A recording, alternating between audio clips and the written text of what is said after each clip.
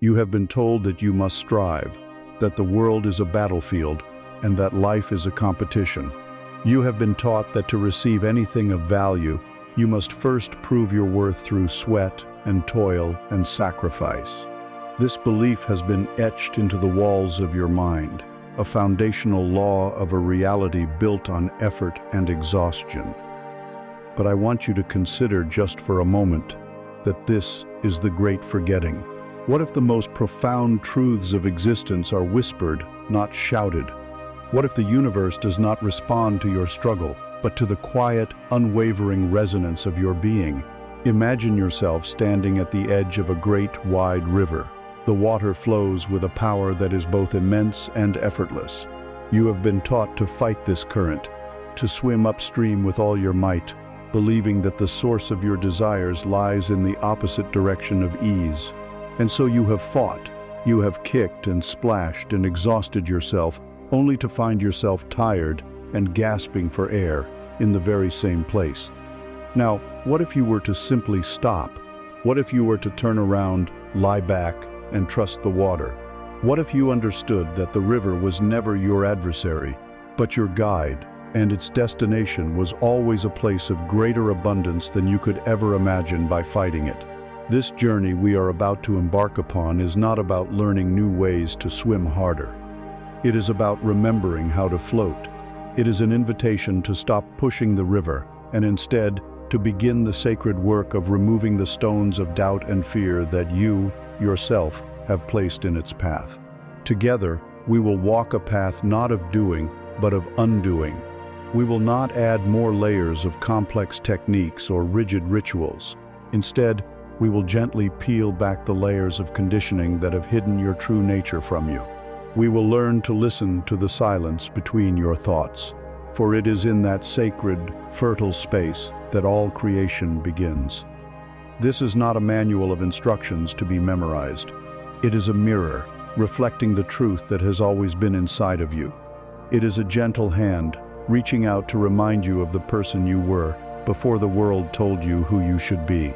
The power you seek is not something you need to acquire. It is something you need only to allow. So take a slow, deep breath. Let the noise of the world fade away, and accept this gentle invitation to come home to yourself. We begin by examining the great addiction of the modern world, an addiction so pervasive that it is no longer seen as an affliction, but as a virtue. It is the addiction to doing. Look at your life, at the lives of those around you. See the glorification of the busy schedule, the endless to-do lists, the perpetual motion that is mistaken for progress. There is a deep, underlying anxiety that whispers, if I stop moving, I will be forgotten. If I am not producing, I am not worthy. If I am not striving, I am failing. We have built our reality upon the trembling foundation of action, believing that the sum of our efforts will one day equal the sum of our desires. We treat the universe like a cold, unfeeling employer who must be impressed with our overtime, our struggle, our sheer exhaustion, before it will grant us the paycheck of happiness or the promotion of peace. But the universe is not a taskmaster. It is a mirror. It does not reward your labor. It reflects your consciousness. It does not respond to the sweat on your brow, but to the signal of your heart. Herein lies the most fundamental shift in understanding you will ever make, the turn of the key that unlocks every door. The universe operates on the law of resonance, not the law of effort. It responds not to what you do, but to who you are being while you are doing it. This is the great secret, hidden in plain sight. Let us use an analogy. Imagine that reality is an infinite field of radio frequencies. There is a frequency for lack and struggle. Its sound is static, anxious, and dissonant. There is a frequency for joy and effortless flow. Its sound is a clear, harmonious melody.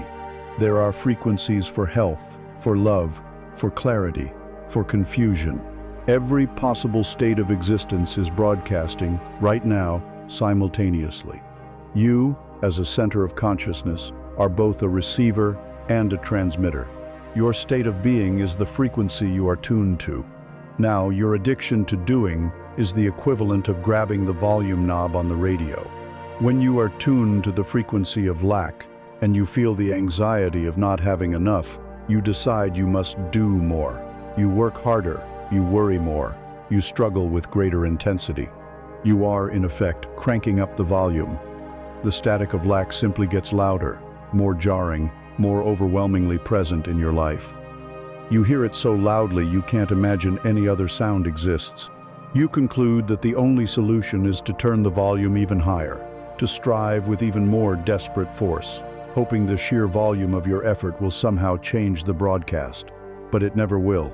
You can break the knob with your frantic turning, but you will only ever get a louder, more distorted version of the same static. The work of conscious creation, of effortless manifestation, has nothing to do with the volume knob. It has everything to do with the tuning dial, your state of being, the silent, foundational feeling tone that underlies your thoughts and actions is the tuning dial. To change your reality, you must change the station. And this is not a loud, violent, or effort-filled act. It is a subtle, quiet, and deliberate turn. It is the internal shift from the feeling of I need to get to the feeling of I already am. Consider two people who want to attract financial abundance. The first person is tuned to the frequency of lack. He believes money is scarce and hard to get. His being resonates with desperation. From this state, he does a great deal. He makes 100 phone calls a day, his voice tight with anxiety. He sends 100 emails, each one energetically pleading. He works 18 hours a day, fueled by fear and coffee. He is turning the volume of his effort to the maximum. The universe, being a perfect mirror, does not register the 100 calls or the 18 hours. It registers the powerful, deafening resonance of, I do not have enough. And so, it dutifully reflects this reality back to him. The calls lead to rejection. The emails are ignored. The hard work leads to burnout and more bills. His reality confirms his core frequency. The second person understands resonance. She knows the outer world is a reflection of the inner. Her work is not to assault the world with action, but to calibrate her own being. She takes time not to do, but to be. She sits in silence until she can genuinely feel the feeling of security, of peace, of gratitude. She imagines the relief of all bills being paid. She visualizes the joy of generosity. She is not pretending. She is finding that frequency within herself, that station which is always broadcasting, and she is choosing to tune into it. She dwells in this state. It becomes her home. Then, from that state of being, from that resonance of abundance, a gentle, inspired thought arises. Not a frantic command, but a quiet nudge. Call this person. It feels light, easy, and natural. She makes one phone call, and that one call, born from a frequency of abundance, opens a door to an opportunity that is a perfect match for her resonance. The first person's 100 actions, born of lack, created more lack. Her single action, born of abundance, created more abundance. The action itself was almost irrelevant. The resonance was everything. This is why so many spiritual techniques and manifestation methods fail you. You approach them as another form of doing. You repeated affirmations with a desperate mind. You visualized with a tense body. You meditated to escape a reality you hated. You were trying to use the tools of a new frequency while still broadcasting on the old one. It is like whispering, I am peaceful, while your entire being is screaming in terror. The universe does not hear the whisper. It feels the scream. To embrace the resonance of being is to go against the grain of your conditioning. Your ego will rebel. The ego identifies with struggle. It loves the story of the hero who overcame impossible odds. It thrives on the drama of doing. The state of being feels passive and unproductive to the ego. It feels like giving up, but being is not inaction. It is the most potent, powerful, and concentrated form of action there is. It is the action of aligning the cause so that the effects can unfold without resistance. It is the work of the archer who spends most of his time in stillness, finding his aim and his breath. so that the release of the arrow is merely a tiny, effortless conclusion to a process that was almost entirely internal. So, the invitation of this new path is to become more interested in your internal state than your external activity. To ask yourself throughout the day, not, what do I need to do next, but what am I being right now? What is the silent emotional soundtrack playing beneath the noise of my thoughts? Is it a melody of trust or a frantic drumbeat of anxiety? Is the feeling tone in my body one of expansion and ease or contraction and tension? Become a connoisseur of your own inner states. Become a scientist of your own resonance. Notice how the world rearranges itself around you when you subtly shift your internal frequency from striving to allowing, from chasing to attracting, from needing to having. This is not a one-time decision. It is a moment-by-moment practice. It is the practice of catching yourself when you are frantically turning up the volume on the static and gently, lovingly, reminding yourself to reach for the tuning dial instead. It requires a courage that is quiet, not loud. It is the courage to be still in a world that screams for you to move. It is the courage to trust the unseen more than the seen. It is the courage to believe that who you are is infinitely more powerful than what you do. The great work of your life, then, is not to fill your days with more doing. It is to fill your being with more awareness. The journey is not outward, into the world of action, but inward, into the landscape of your own consciousness. For in understanding the nature of your own being, you discover the very power that creates worlds. And so, we must ask the most fundamental question. If everything depends on our state of being, then what is this being that we are at our core? We ended with a question, the most important question you can ever ask yourself. What is this being that I am? To answer this, we must first confront the most fundamental illusion upon which our entire sense of self is built, the illusion of separation. From your first moments of awareness, you have been taught to define yourself by your edges. This is my body, and that is the chair it sits on. This is my thought, and that is your opinion. This is my life, my story, my struggle, and out there, beyond the fragile border of my skin, is the rest of the vast and often intimidating universe. You have learned to see yourself as a noun, a finite object, a solitary soldier fighting for survival on a foreign planet.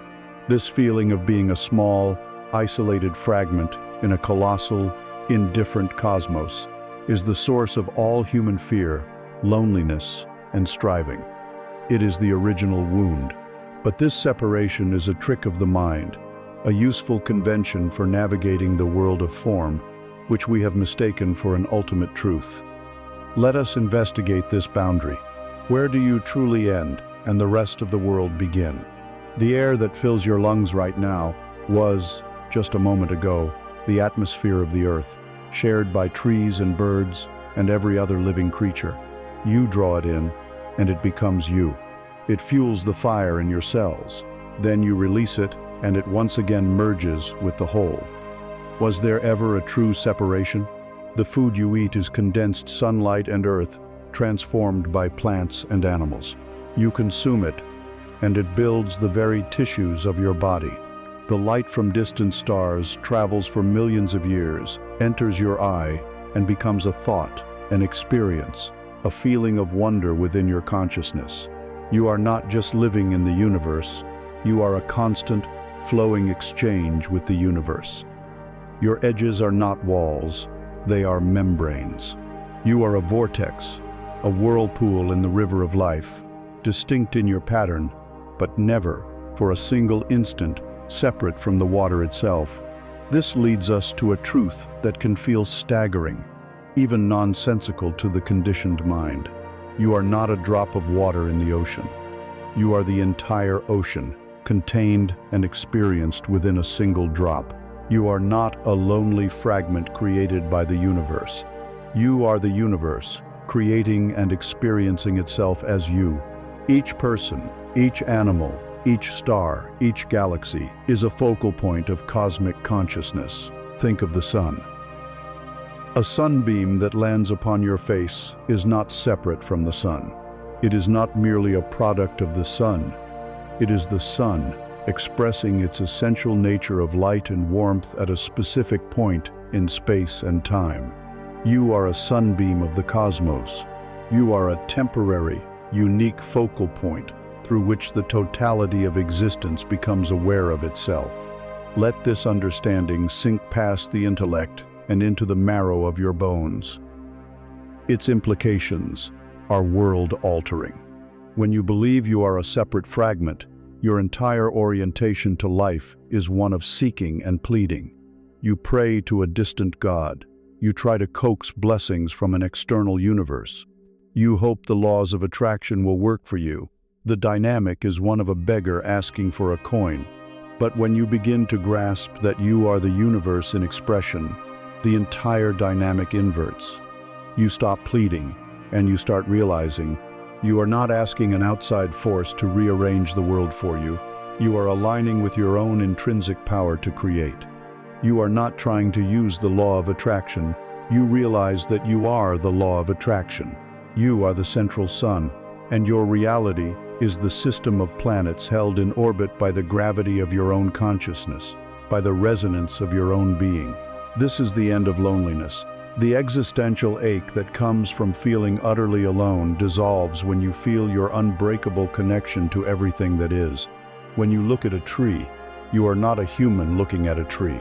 You are the universe looking at itself, recognizing itself in another form. When you truly connect with another person, you are consciousness recognizing consciousness. The faces may be different, the stories unique, but the light behind the eyes is the same light. How could you ever be truly alone when the substance of your very being is the same substance that fashions the stars? This is also the end of fear in its deepest sense. Fear arises from the belief that you as a separate entity can be threatened, diminished, or extinguished.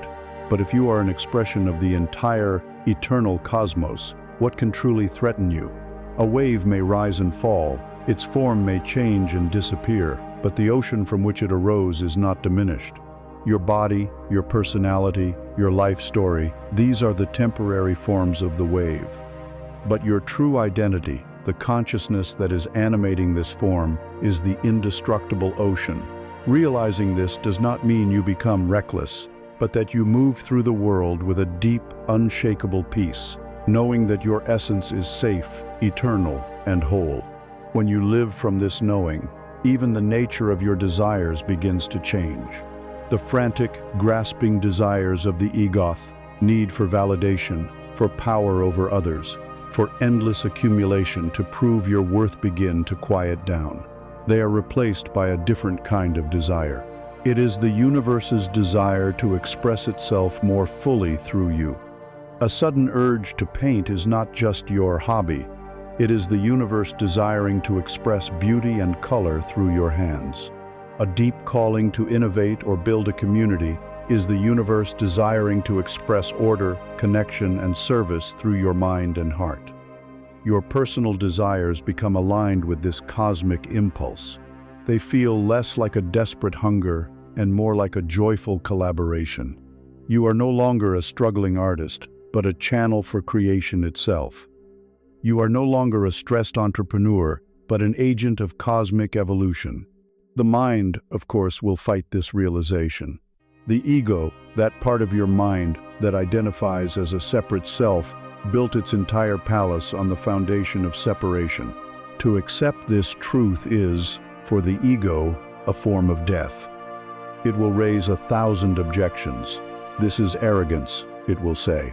How can I be the universe when I can't even pay my rent? This is a fantasy, it will protest.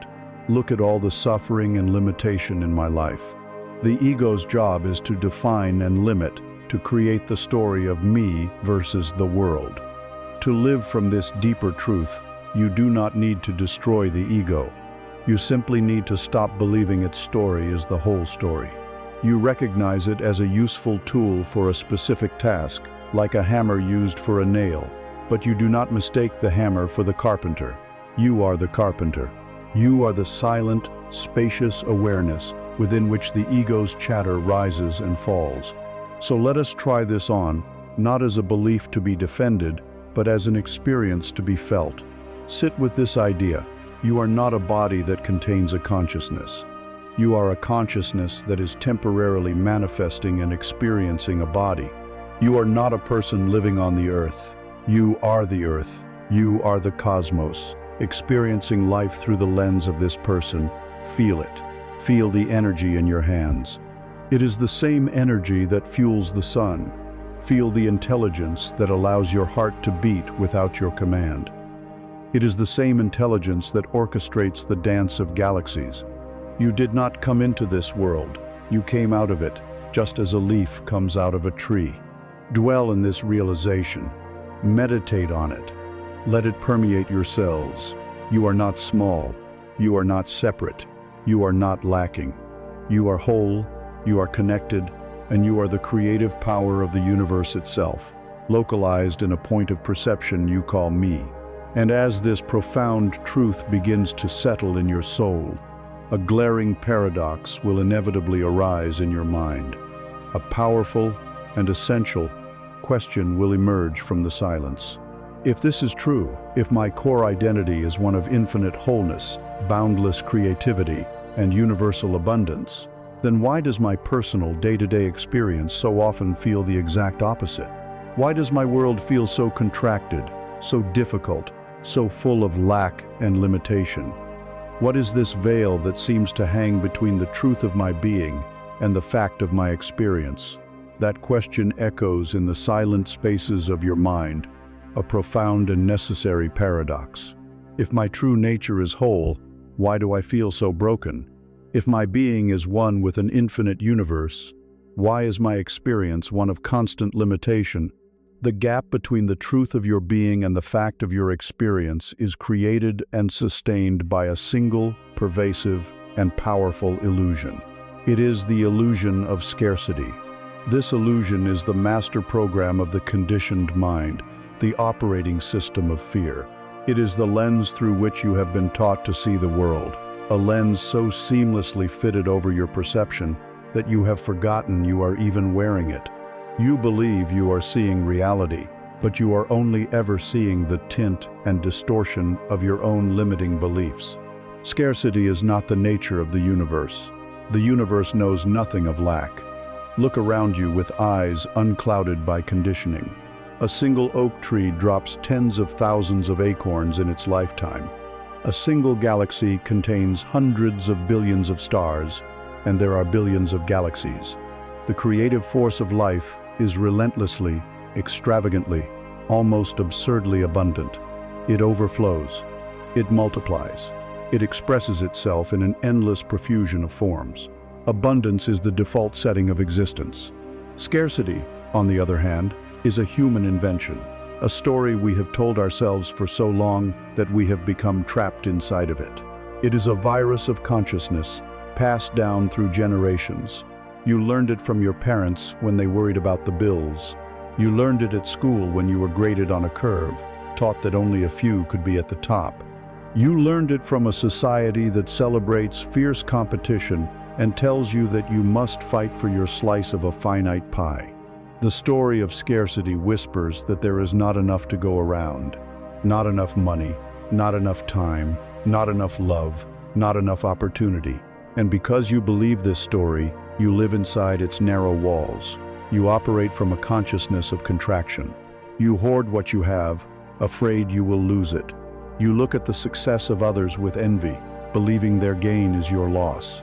You make decisions based on the fear of what might go wrong, rather than the inspiration of what could go right. You are living in a state of energetic poverty, regardless of the balance in your bank account. Let us return to the ocean. You are the ocean, experiencing itself as a drop. Yet the mind, conditioned by scarcity, refuses to believe this. It stands on the shore, holding a small, empty cup. This cup is its perception of self, its story of limitation. It looks at the vast, thundering, abundant ocean and sees only the emptiness of its own small container. Its entire focus is on the lack within the cup. It might dip the cup into the water and joyfully hold a bit of the ocean for a moment, only to have a wave of unexpected circumstance knock it from its hand. See? The mind says, it's impossible to get ahead. Life is hard, and you can't hold on to anything. It looks down the beach and sees another person whose cup seems fuller, and the poison of comparison seeps in. It spends its life guarding its empty cup, polishing it, worrying about it, complaining about its emptiness, completely oblivious to the fact that it is surrounded by and made of the very abundance it craves. The problem was never the ocean. The problem was the obsessive focus on the cup. The illusion of scarcity is this act of identifying with the cup instead of the ocean. This program runs in every area of your life. Consider time. The feeling of never having enough time is a symptom of scarcity consciousness. You see time as a linear track that is running out, a resource you are constantly losing. This belief creates a frantic, anxious energy that makes you inefficient and keeps you from being present. When you live in presence, in the state of being, time itself seems to expand. An hour spent in a state of joyful flow can be more productive than a day spent in frantic, anxious action. The universe does not operate on your clock. It operates in the timeless now. When you align with the now, you have all the time you will ever need. Consider love. The scarcity program tells you that love is a limited commodity. You must find one person to give it to you. You must earn it. You must perform to keep it. This belief creates neediness, jealousy, and the fear of abandonment. It turns relationships into transactions, but love is not a finite resource. It is the very atmosphere of being, the fundamental energy of the universe. The source of love is not outside of you, in another person. It is an infinite well within your own heart. When you realize this, you stop seeking love and you start being love. You radiate it freely, without expecting anything in return, and in doing so, you become a magnet for authentic, resonant connection, not as a transaction, but as a shared recognition of the love that you both already are. This illusion of scarcity is a vicious, self-perpetuating cycle. When you believe in lack, you vibrate at the frequency of lack. You feel constricted, fearful, and defensive. From that state of being, you attract experiences, people, and circumstances that match your vibration. You lose the job, the relationship fails, the opportunity passes you by. Your external reality then provides the proof to your mind. See, the ego says triumphantly, "I told you there wasn't enough. I told you life was a struggle."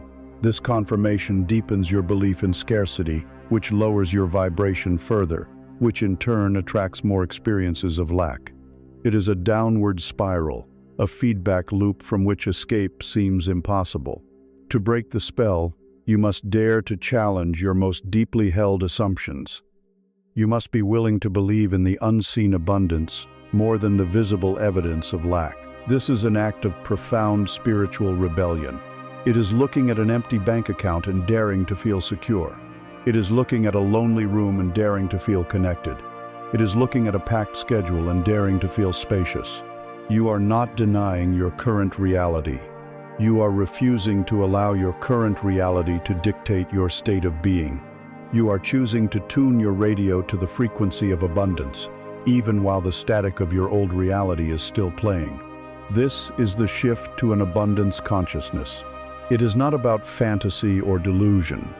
It is the deep, quiet, unshakable knowing that you are intrinsically connected to an infinite source.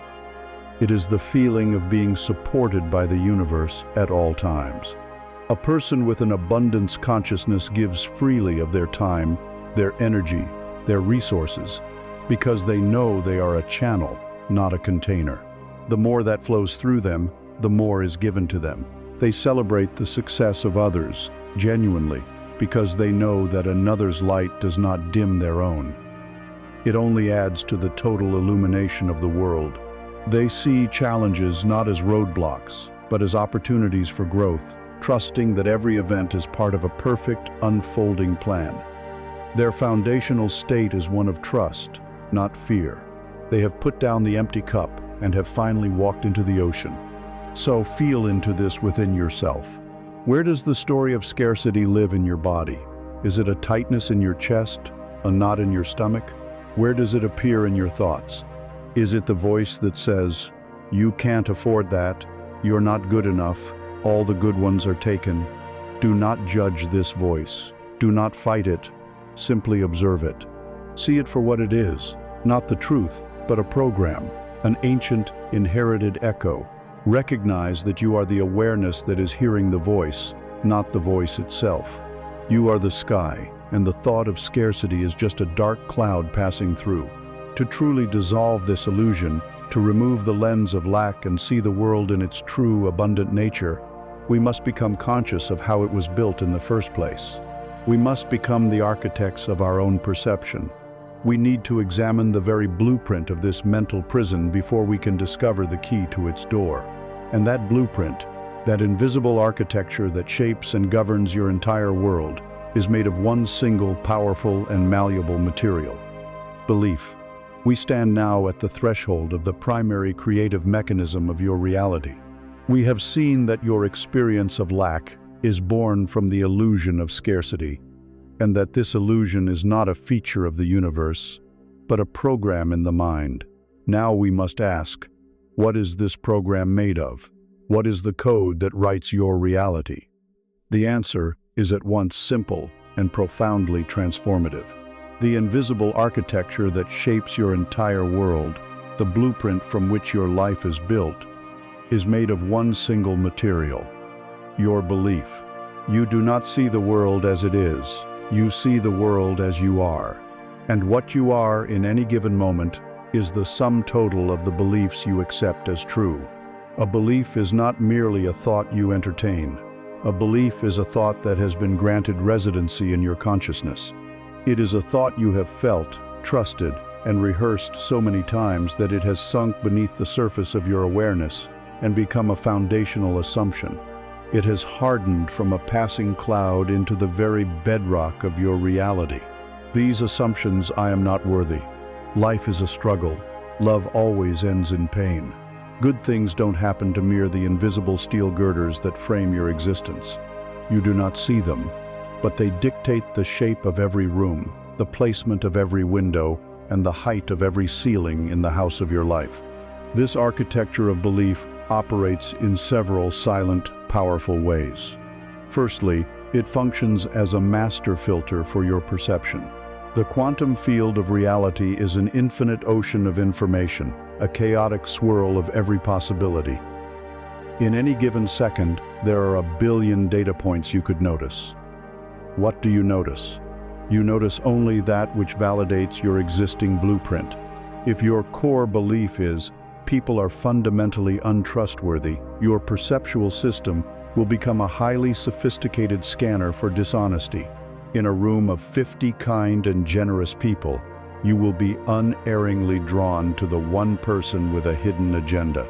You will notice their subtle shift in tone, their averted gaze, and you will say to yourself, "See, I was right. You can't trust anyone." You have filtered an entire reality of kindness to find the single piece of data that confirms your belief. This is not the universe punishing you. This is your own consciousness, in its deep desire for coherence, proving its own assumptions to be true. Secondly, your beliefs direct your emotional state, which in turn dictates your actions. Belief is the cause, feeling is the first effect, and action is the second. If you hold the belief, "I am incompetent at my job," you will live in a state of low-grade anxiety or fear. From this feeling state, what actions will you take? You might procrastinate on important projects to postpone the inevitable moment of failure. You might hesitate to speak up in meetings, fearing your ideas will be ridiculed. You might over-prepare to the point of exhaustion, trying to compensate for your perceived inadequacy. These actions, all born directly from the belief, will then create the very outcome you fear. Your project will be late, your voice will not be heard, you will burn out, and the external world will mirror back your belief. You are indeed incompetent. You have become the writer, director, and lead actor in a play of your own unwitting creation. Let us use the metaphor of a gardener. Your subconscious mind, the deep, fertile ground of your being, is the garden. This garden is utterly impartial. It has no preference for what grows within it.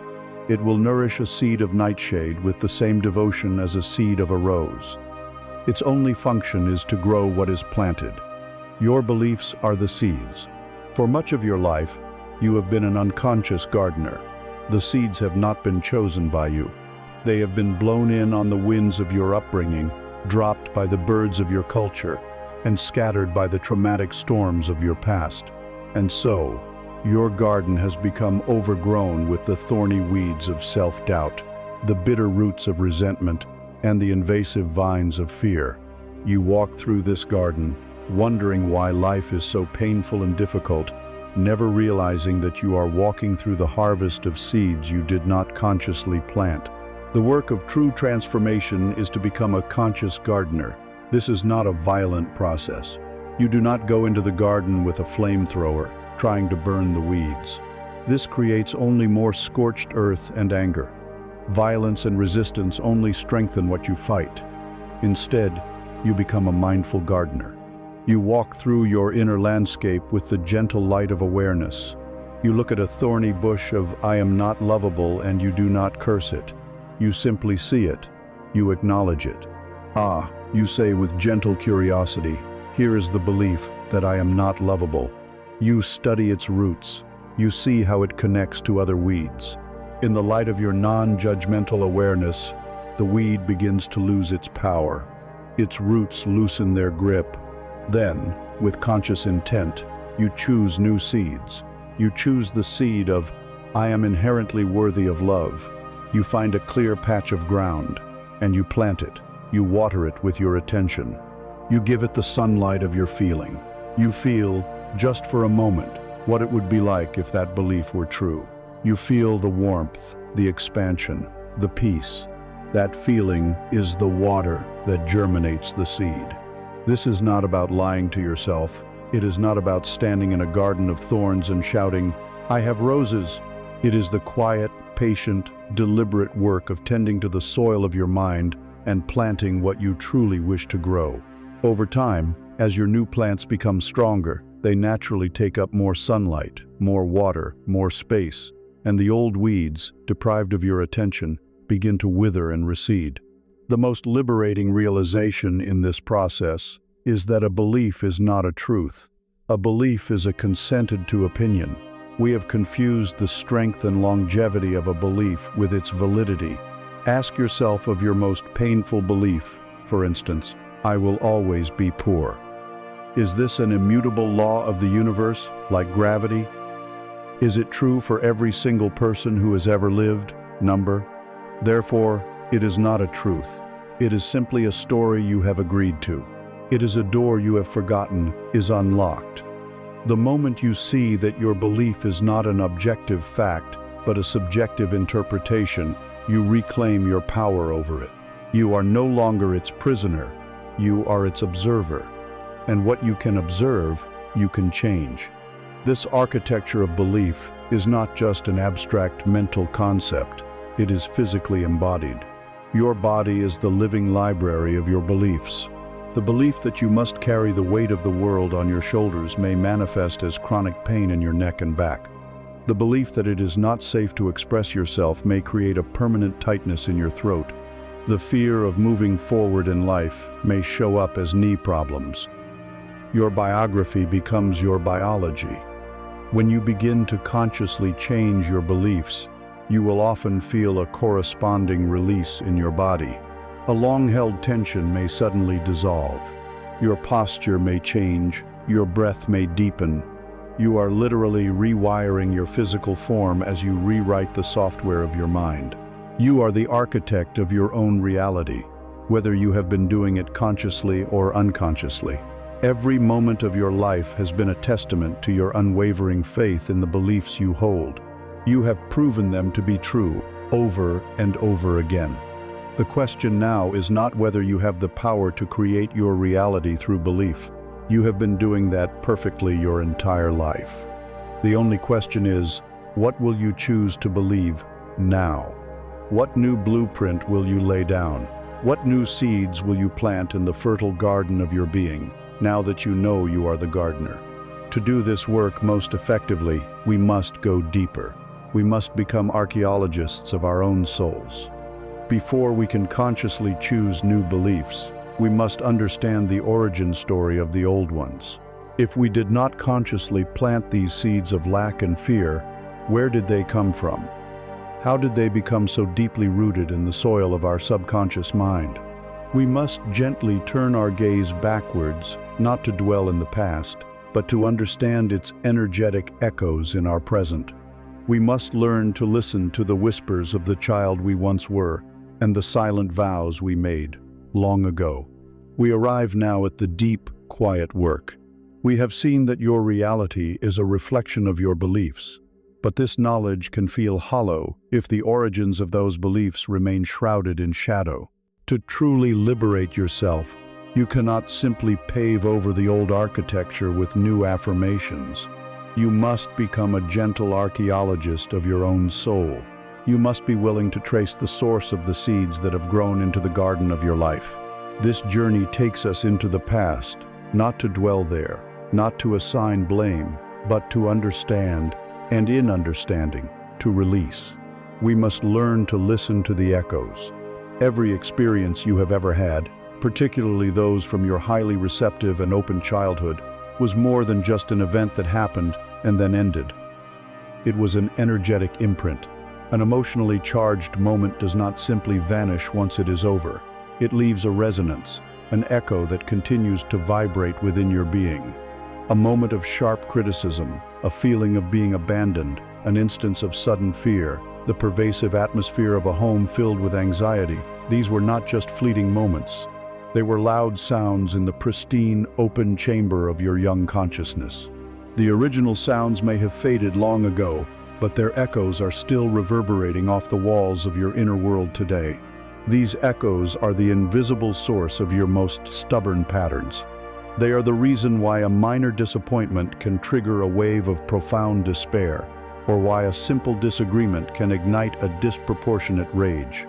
The present moment is merely the trigger. The emotional charge comes from the past. It is the echo.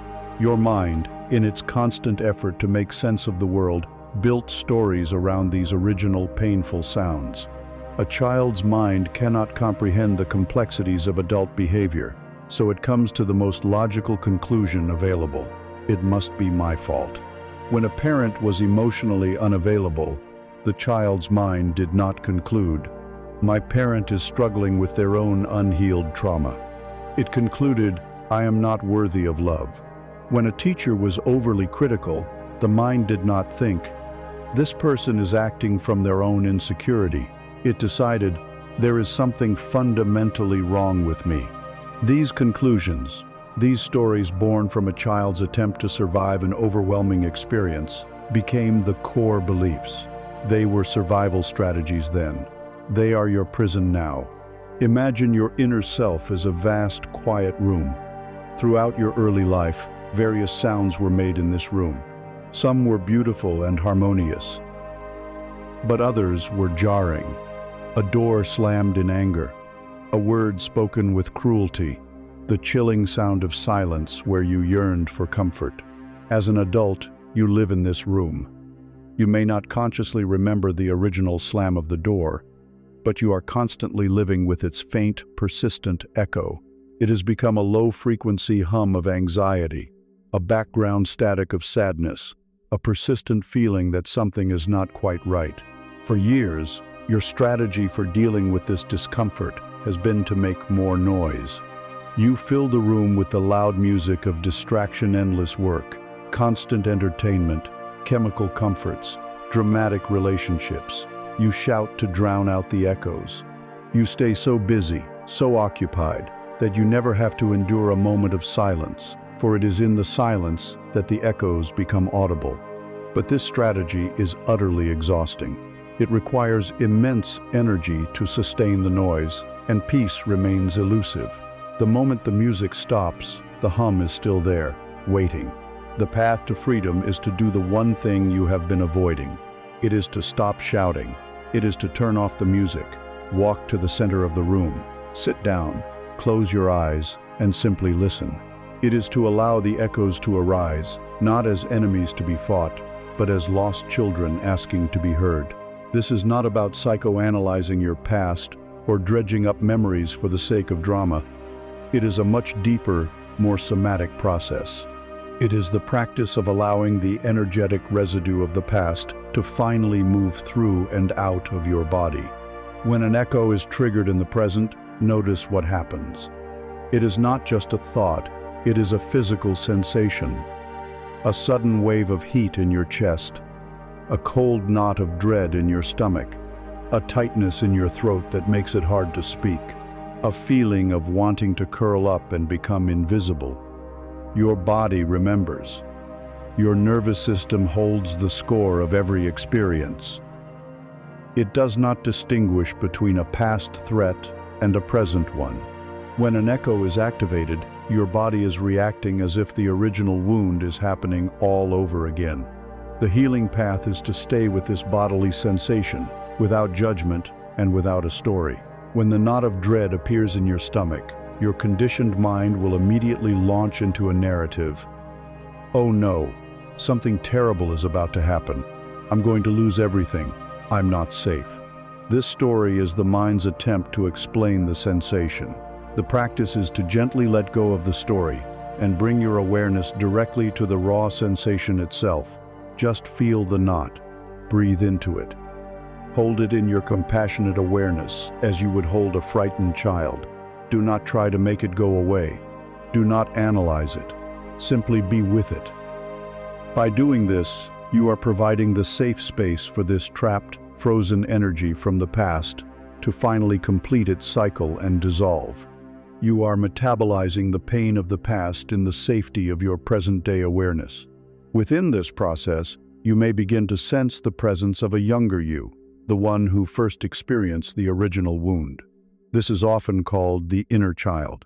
It is that part of you that is still frozen in time, still feeling the helplessness, the fear, or the loneliness of that original moment. Your task now, as the conscious adult, is to become the compassionate parent to this part of yourself that you never had. You turn your attention inward and you speak to this child silently from your heart. You say, I hear you. I feel your sadness. I know you were scared. It was not your fault. I am here with you now, and you are safe. This is not an intellectual exercise. It is a profound act of self-love and reparenting that can heal wounds at their very root. It is crucial to understand that this work is not about blame. It is not about making your parents or caregivers into villains. They, too, were living in their own room of echoes, acting out the unprocessed pain of their own childhoods, passing down a legacy of conditioning they themselves did not understand. To see this is to find compassion for them and for yourself. The purpose is not to find who is at fault. The purpose is to end the cycle. It ends with you. It ends the moment you decide to stop running from the echoes and instead turn to face them with the light of your love and awareness. You are not broken. You are haunted. Haunted by the energetic ghosts of your own past. And these ghosts are not malicious. They are simply lost parts of yourself, crying out for your attention, seeking integration and wholeness. Your triggers are not your weaknesses. They are your signposts. They are the map that points directly to the parts of you that are ready to be healed. Each time you are triggered, you have a golden opportunity. You can either react unconsciously, reinforcing the old pattern, or you can pause, turn inward, and use it as a moment for profound healing. You can sit down in the center of the room and listen. But how, precisely, do we cultivate this ability to listen without being swept away by the storm? How do we become the calm witness to our own inner world? This requires the cultivation of a new skill, a new way of relating to your own mind. It requires the art of sacred observation. We have journeyed to the source, to the quiet, resonant chambers of the past, where the echoes of old wounds still whisper, shaping the beliefs that build our world. To stand in this awareness is to hold the key, but a key is useless if we do not know how to turn it in the lock. The act of turning the key, the fundamental practice that unlocks you from the prison of your conditioning, is the art of sacred observation. It is the beginning of all true freedom. It is the path of waking up from the dream of your personality and remembering the dreamer. The default state of human consciousness is one of complete identification. You are not a person who has thoughts. You believe you are your thoughts. You are not a being who feels emotions. You believe you are your emotions. When the thought "I am a failure" drifts through the mind, the I immediately latches onto it, fuses with it, and the entire system becomes a state of failure. When a wave of sadness washes through the body, you do not say, "A feeling of sadness is present." You say, "I am sad." In this act of identification, you become a ship without an anchor, tossed about by every passing wave of thought and every changing current of emotion. This is the source of all reactivity, all suffering. It is the great case of mistaken identity. The art of sacred observation begins with a simple yet revolutionary inquiry. When a thought appears in your mind, who is it that is aware of the thought? When a feeling arises in your body, who or what is it that knows the feeling is there? Pause on this. The thought itself cannot know it is a thought. The anger itself does not know it is anger. There is a presence, a consciousness, an awareness that is witnessing the thought, that is aware of the anger. That awareness is you. That silent background witness is your true nature. Everything else, your thoughts, your emotions, your sensations, your memories, your life story, is an object appearing in your awareness. You have spent your entire life fixated on the objects, believing you are one of them. The practice is to gently shift your attention from the objects to the space in which they appear. Imagine that your consciousness, your true self, is the vast, boundless, empty sky. It is eternally peaceful, clear, and unstained. Your thoughts and emotions are the weather. They are the clouds that drift through the sky. Some days the clouds are light, white, and fluffy, and you call this a good day. Some days the clouds are dark, heavy, and stormy, and you call this a bad day. But through it all, what about the sky? Is the sky ever harmed by the clouds? Does a dark storm cloud leave a black stain on the blue of the sky? Number. The sky allows the weather to be as it is. It provides the space for the storm to rage and for the sun to shine, but it never becomes the weather. You are the sky. Your entire life, you have been chasing the white clouds and running from the dark ones, believing that you are a cloud. The spiritual awakening, the path of liberation, is the moment-by-moment process of remembering that you are the sky. This is not a cold, clinical detachment. The title of this art is Sacred Observation for a reason. It is sacred because it is an act of profound love. It is the ultimate act of allowing. When a dark cloud of a painful memory or a self-critical thought appears, you do not resist it. You do not judge it. You do not judge yourself for having it. You simply notice it. You hold it in a loving, non-judgmental embrace. You meet it with a gentle and curious, "Ah, I see you." There is the old story of not being good enough. Hello, old friend. This loving acceptance is the opposite of resistance, and what you do not resist cannot persist in the same way. The energy of the painful thought, when met with the warm light of your awareness, begins to dissolve, like a patch of fog burning off in the morning sun. So, how do we practice this? In the beginning, it is helpful to have an anchor, something that is always in the present moment. The breath is the perfect anchor. Your thinking can be in the past or the future, but your breathing is always only now. Take a moment. Feel the physical sensation of the air entering your nostrils, filling your lungs, and then leaving your body. Rest your attention there, on that simple, physical reality. Inevitably, your mind will wander. A thought will arise. What am I doing this for? I have so much to do today. Did I remember to send that email? The moment you realize your mind has wandered is not a moment of failure. That moment of realization is the practice. It is a moment of success. You have woken up from the dream of thought. In that moment of waking up, you gently and without any self-recrimination guide your attention back to the anchor of the breath. That is the entire practice, over and over again. Each time you return to the breath, you are strengthening the muscle of awareness. You are loosening the grip of identification with thought. You can bring this sacred observation into every moment of your life. When you are drinking a cup of tea, are you tasting the tea? Or are you in your head, rehearsing a conversation, worrying about the future? Come back. Feel the warmth of the cup in your hands. Smell the aroma. Taste the liquid in your mouth. Be the silent, aware presence, and let the act of drinking tea be the total object of your attention. When you are listening to another person, are you truly listening?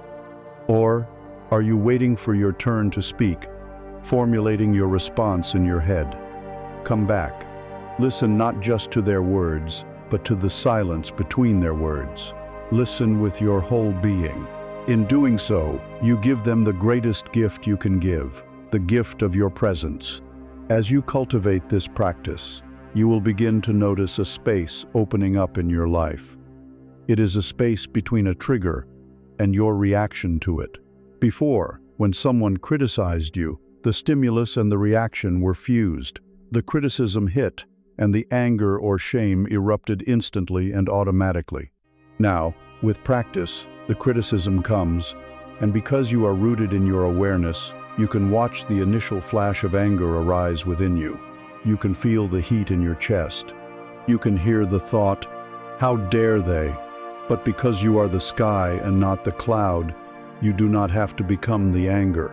You can simply watch it. And in that space of watching, you have a choice. You can choose to let the cloud pass. You can choose to respond with calm clarity, or not respond at all. In that space lies your freedom. In that space lies your peace. You become the silent witness to the movie of your life. You can still feel the emotions. You can still appreciate the plot. But you are no longer lost in the drama, believing you are the character on the screen who is in peril. You remember that you are the vast, silent, and peaceful awareness in which the entire movie is playing out. You are the screen, unstained and unharmed by the images of tragedy or triumph that flicker across it. This is the foundational skill. It is the art of coming home to who you truly are. It is the act of stepping out of the noisy, chaotic traffic of your mind and standing peacefully on the sidewalk. And from this new vantage point, from this quiet and centered place of sacred observation, a new question naturally arises. Now that I am here, in this space of awareness, what is possible? Now that I am no longer just a passive victim of my own thoughts, can I become an active participant in my own creation? Now that I have learned to quiet the garden, can I begin to plant new seeds? The answer is yes, for you have arrived at the fertile ground of silence, the sacred space from which all true creation begins. You have learned to be still. You have practiced the sacred art of observation, finding the quiet clearing in the dense forest of your thoughts. You have learned to be the sky, not the cloud. You have discovered that the silence between your thoughts is not an empty void, but a space of profound peace and power. Now, we must understand the true nature of this silence. It is not merely an absence of noise. It is the womb of creation.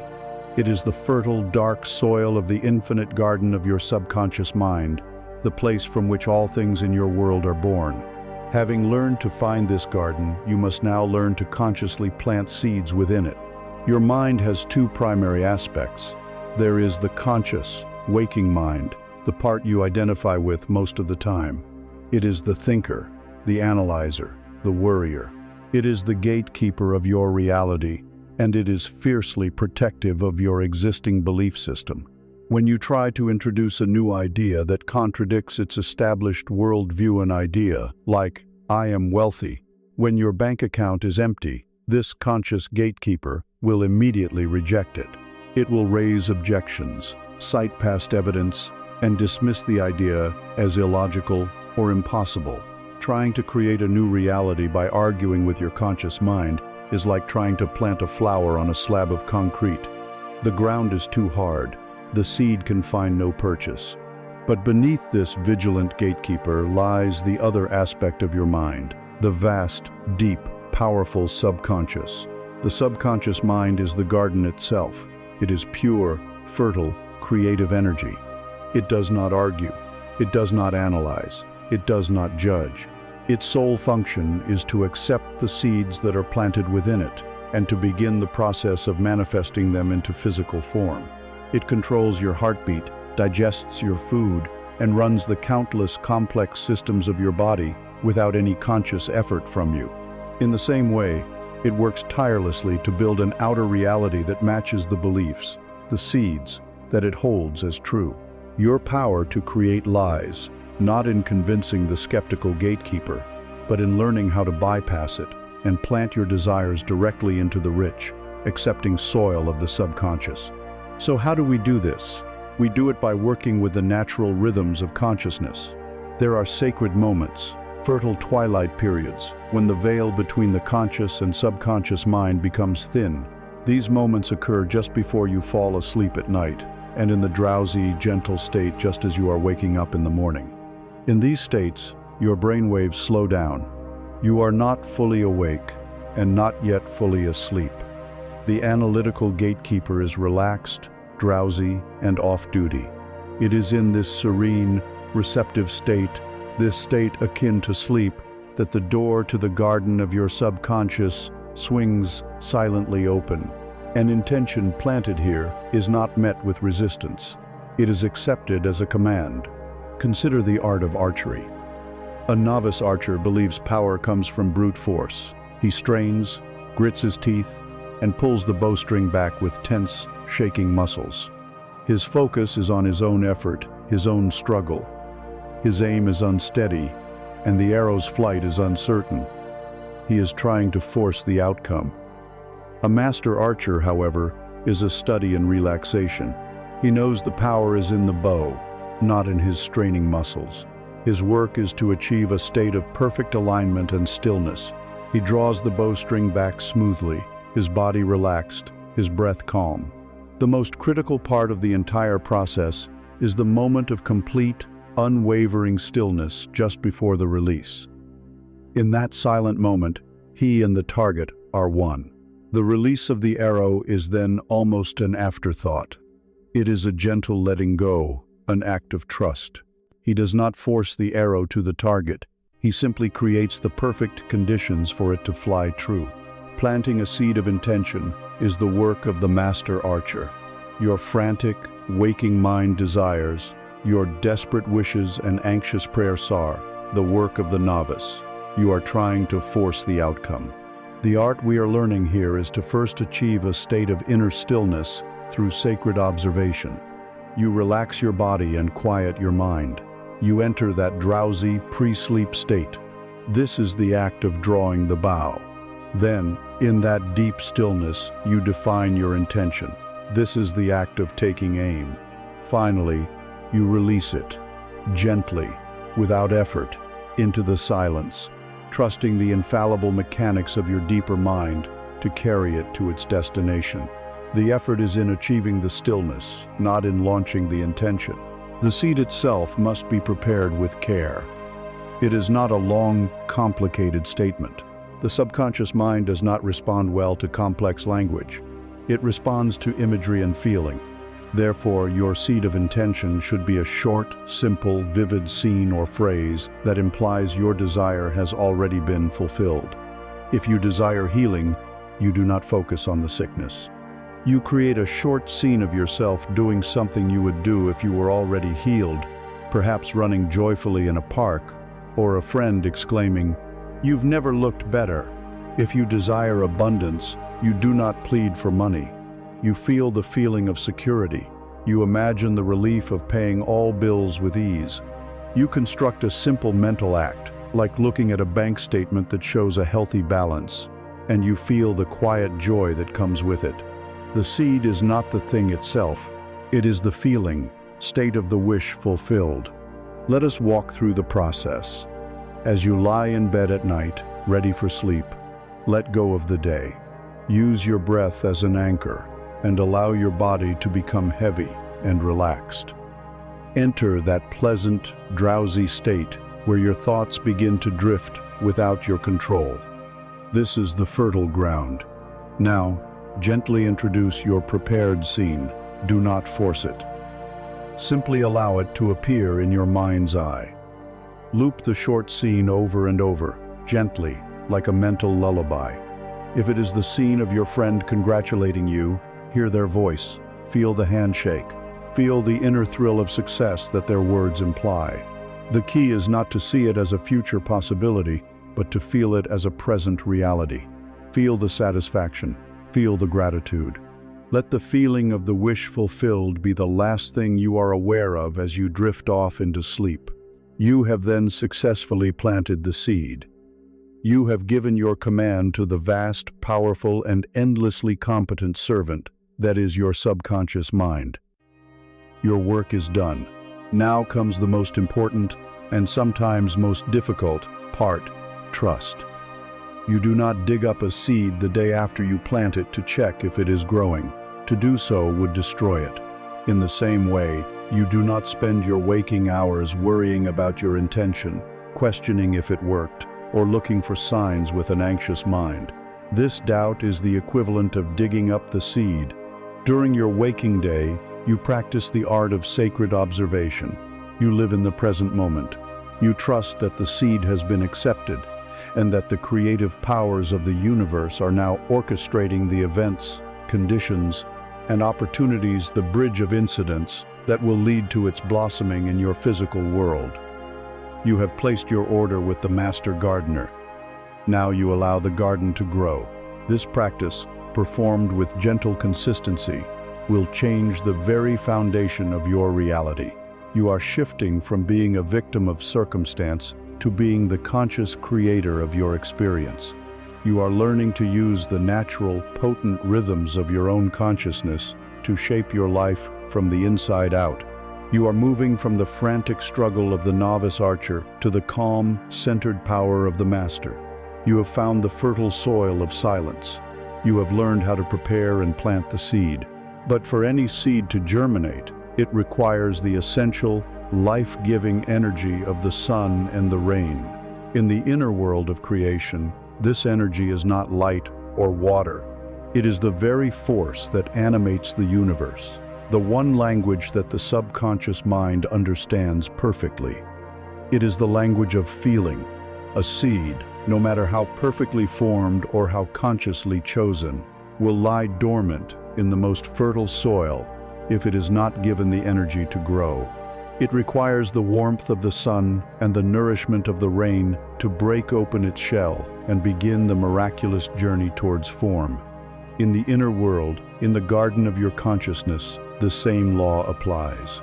The seed of your intention, planted in the quiet stillness of your subconscious mind, requires an energy to activate it, to give it life, to command it to grow. This energy is not a force you must struggle to generate. It is the most natural, most intimate, and most powerful language you possess. It is the language of feeling. You have been taught that creation is an intellectual process, that your power lies in the clarity of your thoughts and the precision of your words. And so, you have spent countless hours repeating affirmations, creating detailed vision boards, and crafting meticulous plans. Yet so often, these efforts bear little fruit. This is because you have been trying to speak to the universe in a foreign language. The universe, the deep creative intelligence of your subconscious mind, does not understand English or any other human tongue. It does not respond to the words you say or the pictures you see. It responds to the vibration you emit, and the generator of that vibration, the transmitter of that signal, is your heart. The language of your heart is feeling. Feeling is the prayer that is always answered. Every possible reality exists as a potential frequency in the quantum field. Your feeling state tunes your entire being to a specific frequency. When you feel a state of genuine gratitude, your body, mind, and energy field are vibrating at the frequency of gratitude. When you are consumed by a feeling of despair, you are vibrating at the frequency of despair. You are a living broadcasting tower, and the signal you are constantly sending out into the universe is your dominant feeling state. The universe, which is a perfect and impartial mirror of energy, has no choice but to reflect back to you the circumstances, people, and events that are a precise match for the signal you are broadcasting.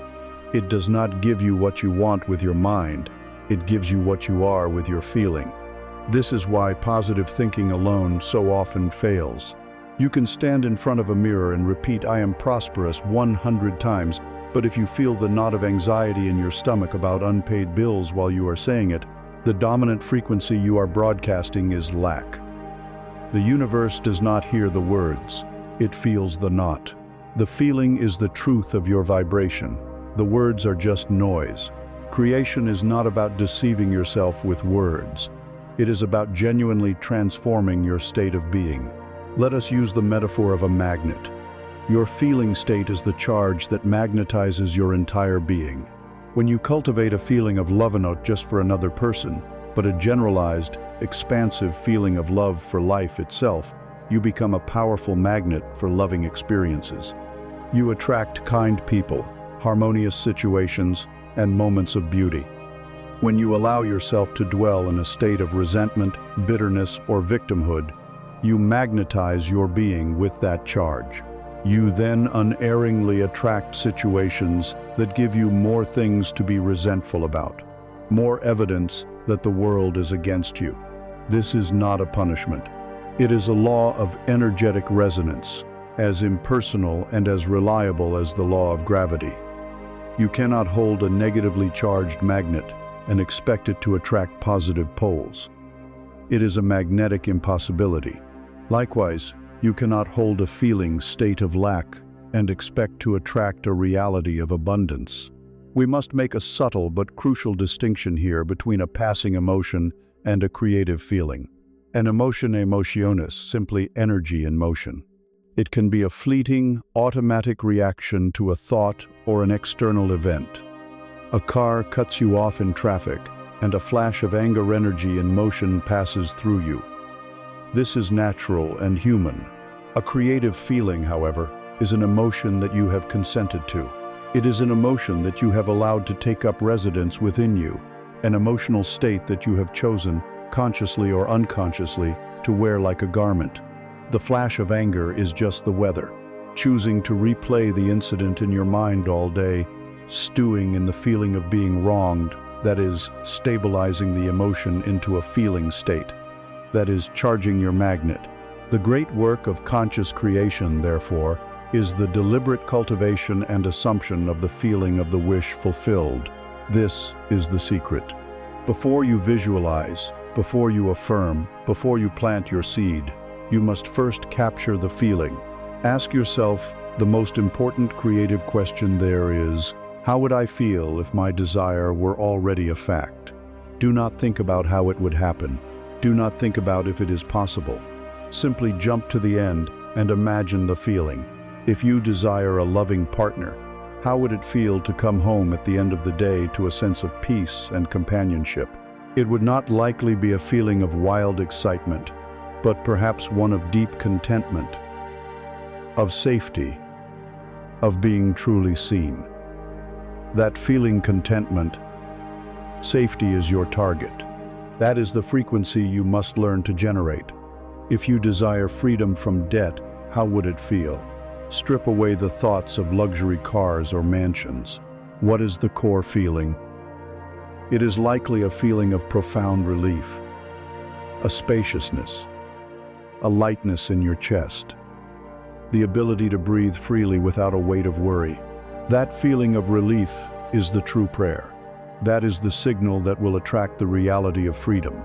The practice, then, is to learn to evoke these feelings on command, not as a future hope, but as a present reality.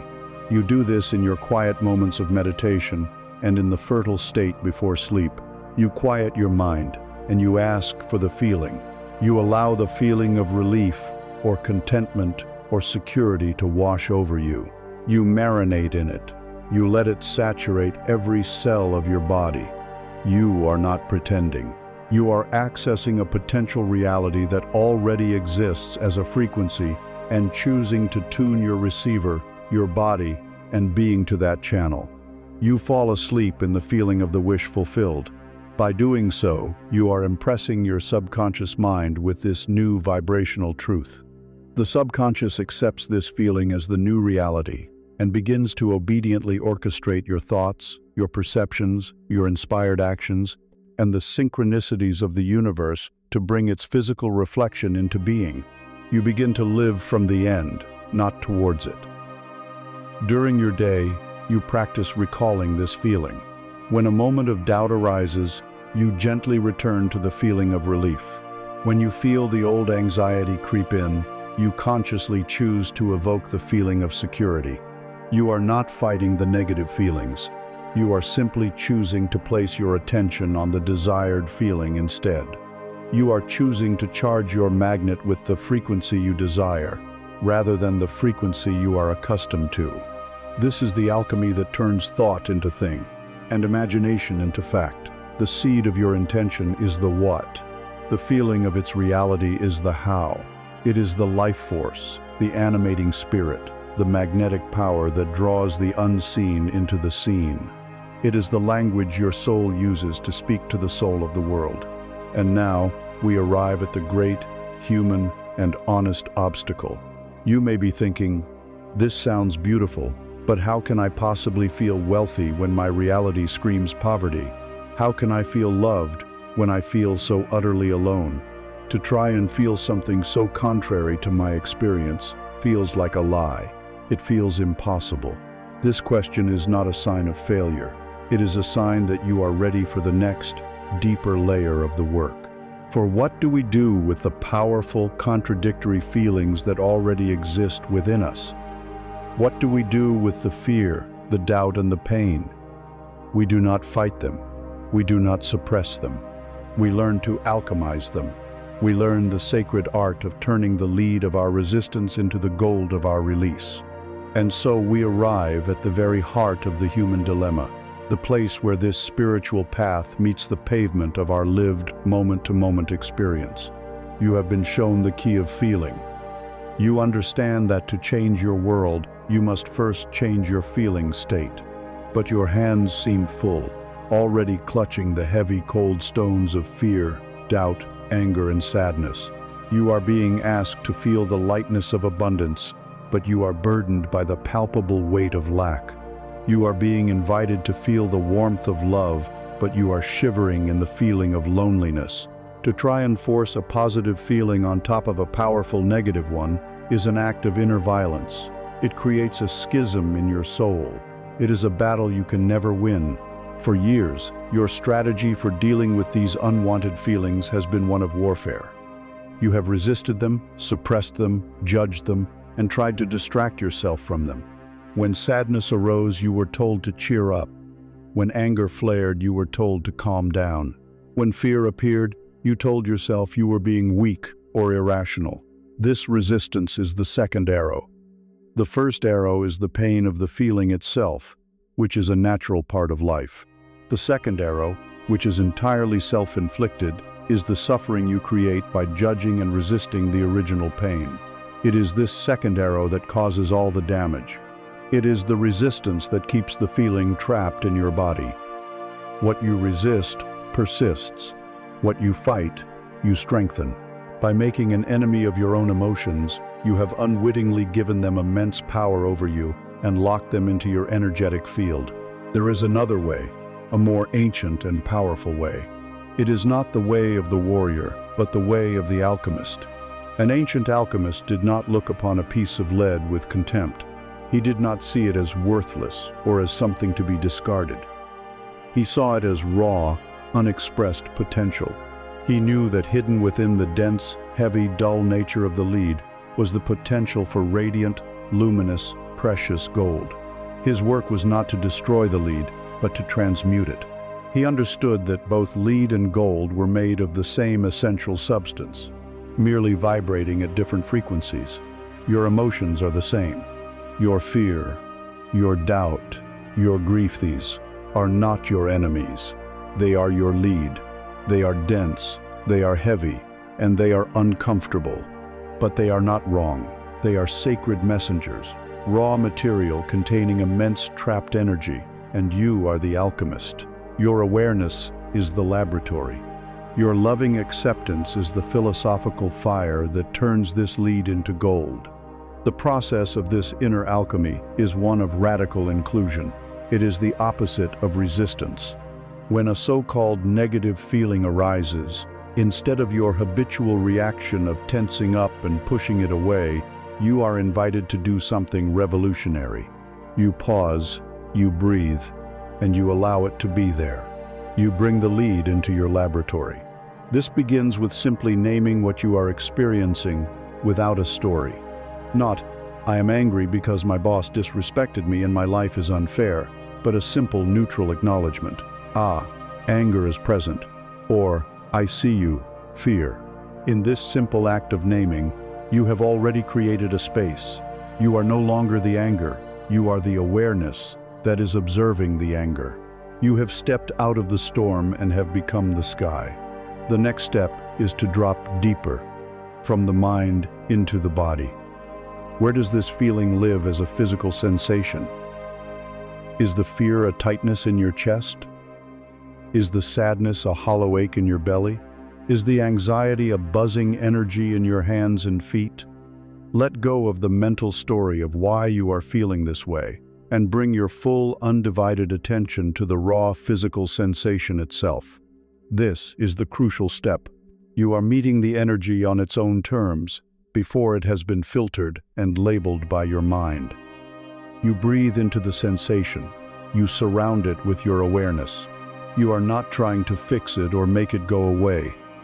You are simply holding it with the same tenderness and compassion you would offer a crying child.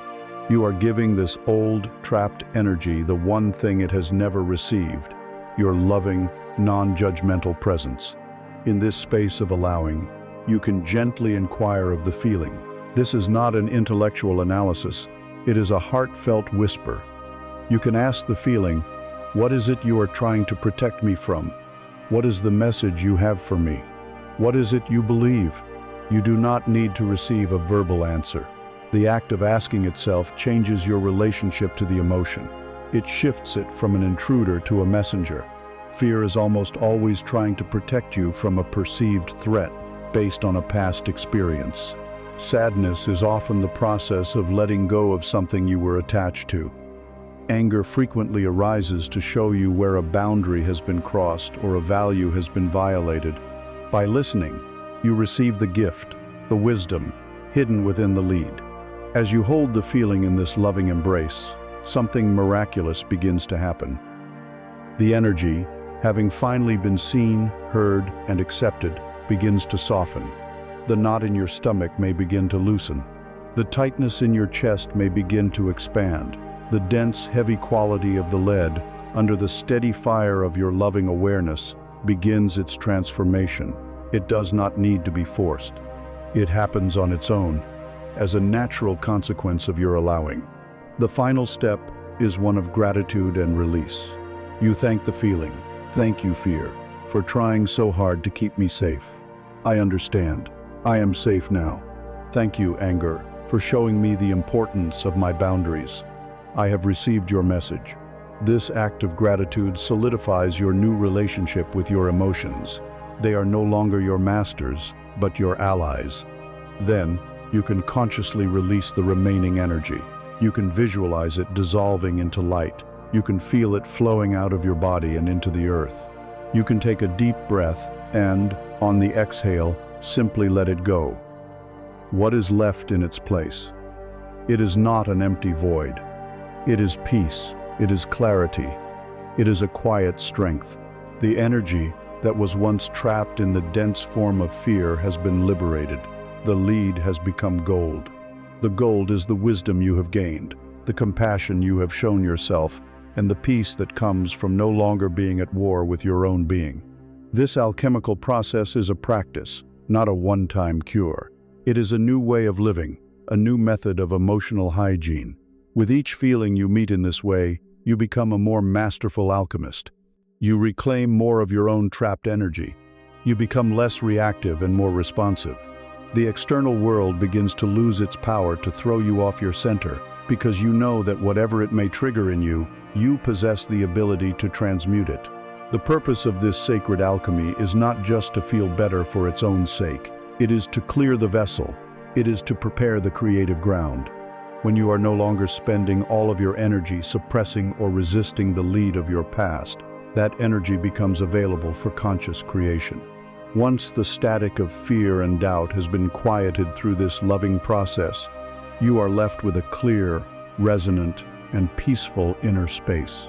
And from this pristine state of being, from this place of inner stillness and wholeness, you are now finally free to consciously and powerfully inhabit the reality of your choosing. You are now ready to learn the art of not just visiting, but truly dwelling in the state of the wish fulfilled. The vessel has been cleared.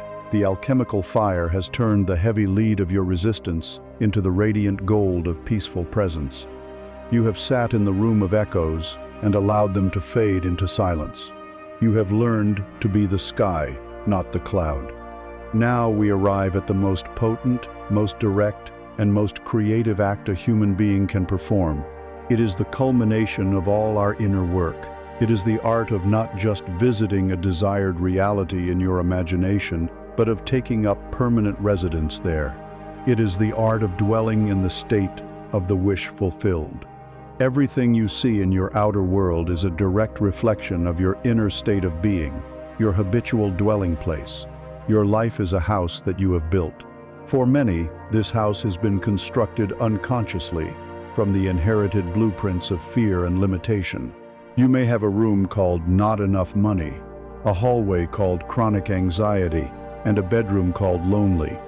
You have lived there for so long, you have mistaken it for the whole world. The practice of visualization or prayer can feel like taking a brief vacation. You close your eyes and imagine yourself in a beautiful mansion by the sea, the mansion of abundance or love. You feel the sun on your skin for a few minutes, and it is a wonderful relief. But then you open your eyes, and you are right back in the old, familiar, cramped room. You have been a tourist in the reality you desire, but a permanent resident in the reality you wish to escape. The universe responds not to where you vacation, but to where you live. The secret, therefore, is to move. To dwell in the state of the wish fulfilled is to perform a radical act of consciousness. You move into the mansion, you stop being a visitor, and you become the owner. This is not about pretending. It is not about lying to yourself. It is a profound change of identity, a conscious assumption of a new self. The foundational principle is this: an assumption, a belief that is felt as true, if persisted in, will harden into fact. Your subconscious mind takes your dominant assumption about yourself as a direct command. It does not care if the assumption is true or false according to your current external reality. Its only job is to create a reality that is consistent with the assumption you hold. For your entire life, you have been assuming the state of the person who is trying to get something. You have been dwelling in the state of wanting. But the feeling of wanting is a powerful affirmation to the universe that you do not have. It is a state of lack. To change the effect, you must change the cause. You must stop wanting and start being. You must assume the state of the person who already has. Let us make this practical. Choose a desire. Now, distill it down to its core feeling. What would be your dominant feeling state if that desire were an accomplished fact right now? Let us say your desire is for a fulfilling, creative career. The feeling might be one of purpose, of joyful engagement, of creative flow. This feeling of purposeful joy is your new address. Your work is now to live there. This means you must go on a strict mental diet. You are the guardian of the gateway of your mind. You now consciously choose what thoughts you will entertain. Throughout the day, your old thoughts, the residents of your old house, will come knocking on the door. The thought, "But you're stuck in a dead-end job," will appear. Before, you would have invited it in, served it tea, and had a long, miserable conversation with it. Now, you do something different. You refuse it entry. You do not fight it. You do not argue with it. You simply, calmly say, "No, I am not entertaining that reality anymore," and you gently withdraw your attention from it. You let it stand outside while you remain inside your new house. Then you immediately and deliberately turn your attention back to the feeling of purposeful joy. You might recall a moment, real or imagined, when you felt that creative flow. You bring that feeling back into your body. This is the practice over and over again. You are withdrawing your energetic investment from the reality of lack and investing it fully in the reality of fulfillment. The most powerful part of this practice is learning to think from the end, not of the end. Thinking of the end still implies separation. It is you, here, thinking about a goal over there. Thinking from the end means your thoughts naturally presuppose that your desire is already a fact. Let us use the example of wealth. A person who is trying to become wealthy thinks constantly about money, how to get it, why they don't have it, how others have it. A person who is dwelling in the state of being wealthy thinks from that state of security. Their thoughts are not about getting money. Their thoughts are about how to wisely use the resources they have. They might think, "How can I invest in this creative project? Where should I travel to feel inspired? How can I best support this cause I believe in?" Their thoughts naturally imply that the problem of lack is solved. Ask yourself this question throughout the day. If my desire were already a fact, what would I be thinking about right now? You will be amazed to discover that you would probably not be thinking about your desire at all. You would be occupied with the new set of problems or opportunities that arise from its fulfillment. By consciously directing your thoughts in this way, you are reinforcing your residency in your new state. You are acting as if it is true. This assumption must also be embodied. How would the person who has what you desire walk? How would they breathe? How would they interact with others? The person who feels insecure and lacking often has a contracted posture. Their shoulders are slumped, their breath is shallow. They are physically embodying the state of lack. The person who is dwelling in the state of security and fulfillment has a more open, relaxed posture. Their breath is deeper. Their movements have a certain ease. Begin to consciously inhabit the physicality of your new self. Walk with your head held high, not from a place of ego, but from the quiet confidence of one who knows they are supported by the universe. Breathe deeply, as one who is free from a heavy burden. This physical shift sends a powerful feedback signal to your subconscious mind, confirming the new assumption. Now we must address the greatest challenge, the testimony of your five senses. Your senses are reporters of the past. They are showing you a world that was created by your old beliefs, your old dwelling place. You will assume the state of being healthy, and your senses will show you a body that is still in pain.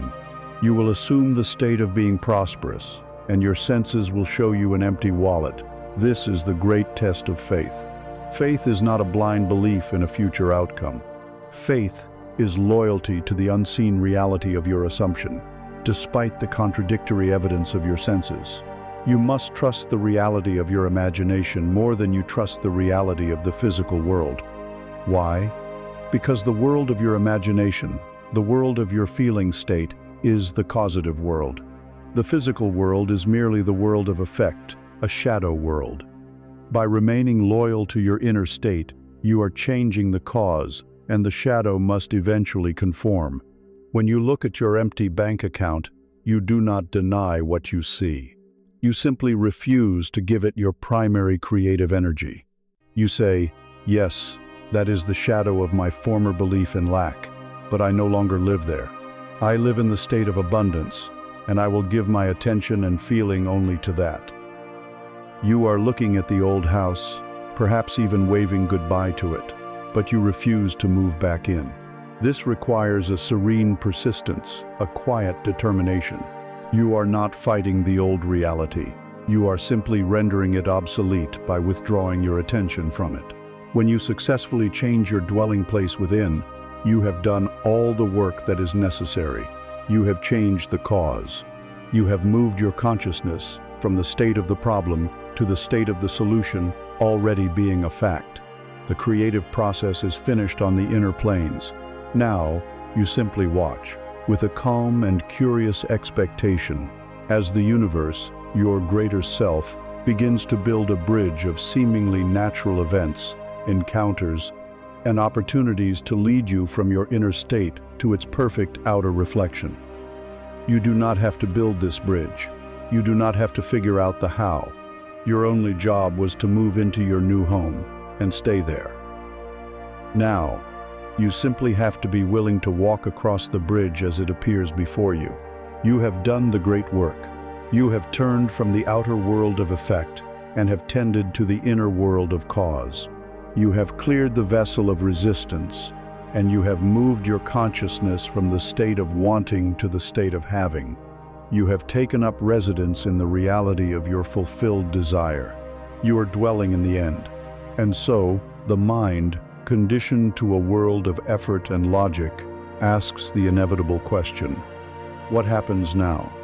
Do I simply wait? How, in tangible terms, does this inner shift translate into an outer fact?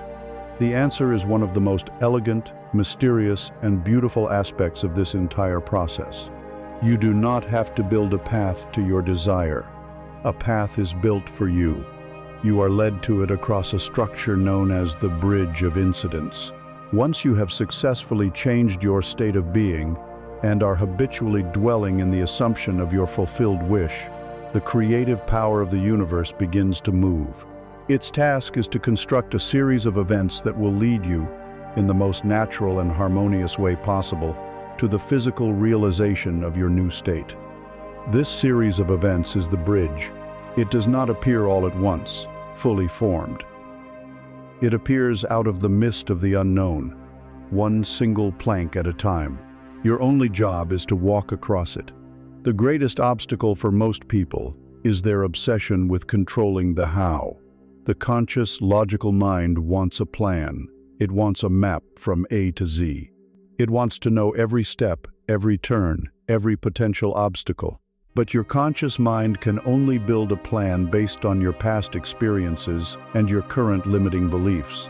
It can only see the pathways that are already visible from your old state of being.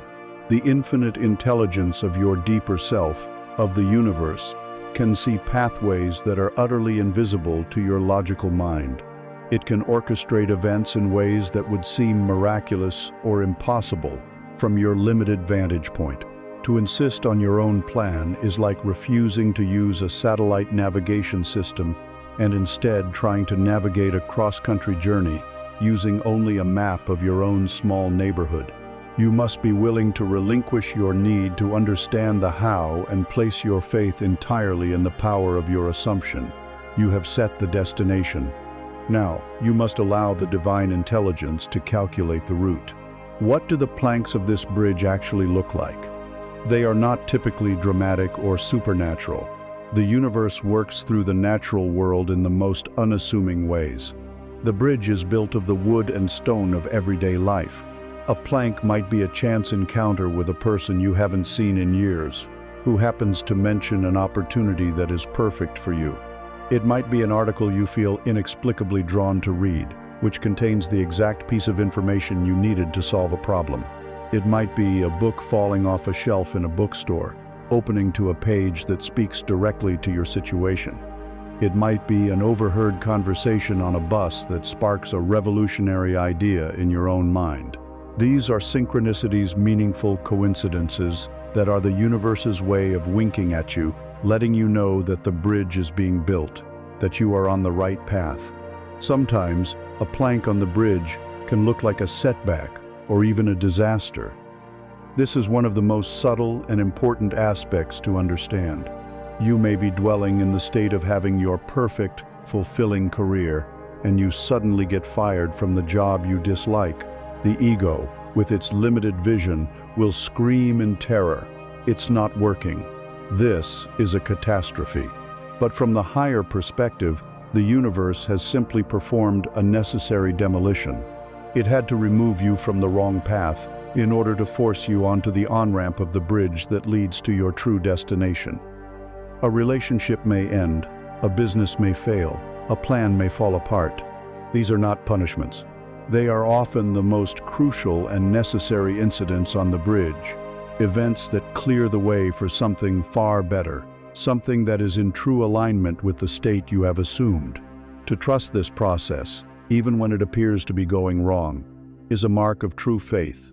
Your role in this divine process is one of active, allowing, and faithful participation. It is not one of passive, idle waiting. Your primary responsibility is to maintain your new state of being. You must continue to dwell in the feeling of the wish fulfilled. This is non-negotiable. Your state is the destination you have locked into the cosmic GPS. If you revert to your old state of doubt and fear, it is like constantly changing your destination. The system has to keep recalculating, and the bridge will seem to collapse and reappear in confusing ways. Remain faithful to your assumption, to your new home. Secondly, you must pay attention to the present moment. The planks of the bridge do not appear in the past or the future. They appear now. If you are lost in your mind, consumed by worry or distraction, you will not see the subtle signs. You will not hear the intuitive nudge. You will walk right past the person you were meant to meet. Cultivate the sacred observation we spoke of earlier. Be present in your own life. Be curious. Look at the world with the expectation that help and guidance are all around you, because they are. Finally, when a plank appears, you must step on it. The universe can open a door, but it cannot walk through it for you. When you get that sudden, strong, intuitive urge to call someone, you must make the call. When an opportunity presents itself, even if it seems small or unrelated, you must explore it. When you feel that pull to go to a certain place, you must go. You do not need to see how this one step connects to the final outcome. You only need to trust the step itself. It is like walking on a path of stepping stones across a river at night. You cannot see the far bank. You can only see the very next stone, illuminated by the lamp in your hand. Your job is to simply step onto that next stone. Once you are there, the lamp will illuminate the next one after that. This is how you walk the bridge of incidents, not by seeing the end, but by trusting the very next step. When you finally arrive at the physical realization of your desire, you will be able to look back and see the entire bridge. It will all seem so perfectly logical, so natural. You will say, "Of course, it happened this way. I got fired, which made me go back to school, where I met the person who became my business partner, which led to the creation of the company I always dreamed of." From the end, the path looks inevitable. The magic is not in the events themselves, but in the invisible, intelligent orchestration that wove them together. An orchestration that was set in motion by nothing more and nothing less than your sustained, faithful assumption of your wish as a present fact. And so your role is clear. Dwell in the end, pay attention to the now, and act when the path is illuminated. But this gives rise to a vital and practical question. In a world filled with the noise of our own anxieties and the frantic pace of modern life, how do we distinguish the gentle, divine nudge of the universe from the fearful, demanding push of our own ego? How do we know when to move and when to be still? This requires the wisdom to discern inspired action from anxious action. Having committed to walking the bridge of incidents, we now encounter one of the most crucial and subtle refinements of this creative path. The universe will present you with the planks, the opportunities, the intuitive nudges. But you, the dweller in this human form, must choose to act. It is at this intersection of divine orchestration and human participation that a vital question of discernment arises. In a world saturated with the noise of our own conditioning and a mind prone to the frantic whispers of fear, how do we know when to move? How do we distinguish the gentle, harmonious pull of inspired action from the harsh, dissonant push of anxious action? This is the art of learning the rhythm of the universe. For most of your life, you have been conditioned to operate almost exclusively from a place of anxious action. Anxious action is the engine of the ego and the world of lack. It is born from the belief that you are separate, that you are responsible for making everything happen, and that if you stop moving, you will fail. It is the energy of struggle. It is the frantic flailing of a person who fears they are drowning. You can recognize anxious action by its feeling tone. It feels heavy, pressured, and urgent. It is saturated with the energy of, I have to and I should. When you contemplate an anxious action, your body will give you clues. A tightness in your jaw, a shallowing of your breath, a knot of tension in your stomach. Your mind will be racing, filled with calculations, what-if scenarios, and worries about the outcome. You are acting not to express your state of fulfillment, but in a desperate attempt to get something, to get approval, to get security, to avoid a feared outcome. Anxious action is trying to force the river to flow. It is exhausting, inefficient, and because it is born from a vibration of lack, it can only ever create more circumstances that feel like struggle and lack. It is the sound of you trying to do the universe's job. Inspired action is of an entirely different quality and origin. It is the natural, effortless unfolding of the state you are already dwelling in. It is the universe acting through you, not you acting upon the universe. It is the graceful, decisive movement of the master surfer who has patiently waited for the perfect wave. She does not create the wave. She does not struggle against it. She feels its power building, she aligns herself with it, and then she simply allows it to carry her. Her action is a joyful collaboration with a power infinitely greater than her own. Inspired action feels light, calm, and clear. It often comes as a quiet, simple, and undeniable nudge. There is no frantic urgency, but rather a sense of rightness and right timing. It is the energy of I get to, or it feels natural to. When you contemplate an inspired action, your body feels open and relaxed. Your breath is deep and even. Your mind is quiet. There is no internal debate or frantic calculation. There is just a simple, serene knowing. This is the next step. Inspired action is not about getting a result. It is the result itself. It is the joyful expression of the state you have already cultivated within. Because it is saturated with the vibration of fulfillment and ease, it is incredibly powerful and effective, creating profound results with minimal effort. It is the sound of the universe doing its job, and you joyfully playing your part. Learning to distinguish between these two is the work of a lifetime, and it is cultivated through mindful self-inquiry. Before you take a significant action, pause. Become the sacred observer of your own inner state, and ask yourself these questions. First, what is the source of this impulse? Is it coming from a place of fear or a place of trust? Am I doing this to avoid something I am afraid of, or am I moving towards something that feels joyful and resonant? Am I trying to make something happen, or am I allowing something to happen through me? Be honest with your answer. The source determines the quality of the action and the nature of the result. Second, what is the feeling in my body? Your body is an exquisite barometer of truth. Does the thought of this action create contraction and tension, or does it create a feeling of expansion and openness? Anxious action contracts. Inspired action expands. Learn to trust the wisdom of your body over the chatter of your mind. If it feels tight, it is not the right time or the right action. If it feels open, you are aligned with the flow. Third, what is the quality of the action itself?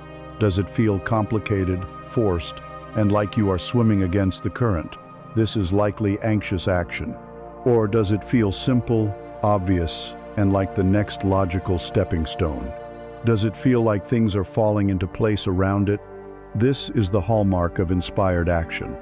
The universe does not struggle, and when you are in alignment with it, your actions will carry a quality of grace and effortlessness. Sometimes, the most powerful inspired action is to do nothing at all. This is, perhaps, the most difficult practice for the conditioned mind. The ego believes that inaction is failure. It screams that you must be doing something, anything, to solve your problems. But often, this urge to do something is just anxious action in disguise. The true inspired action is to be still, to continue dwelling in the state of the wish fulfilled, and to wait with patient trust for the path to become clear. This is not a passive, helpless waiting. It is an active, powerful stillness. It is the stillness of the master archer before she releases the arrow. It is the stillness of the surfer, sitting on her board, watching the horizon with keen awareness, knowing her wave is coming. To choose stillness when the ego is demanding action is a profound act of faith. It is a declaration to the universe that you trust the process, that you know the how is not your job. As you become more attuned to this inner discernment, you will begin to develop a new relationship with action. You will do less and accomplish more.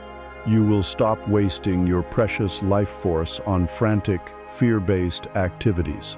You will learn to save your energy for the moments of true inspiration, the moments when the universe has prepared the way and invites you to walk upon it.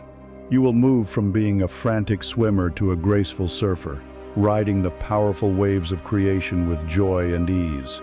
Cultivating this inner discernment is paramount.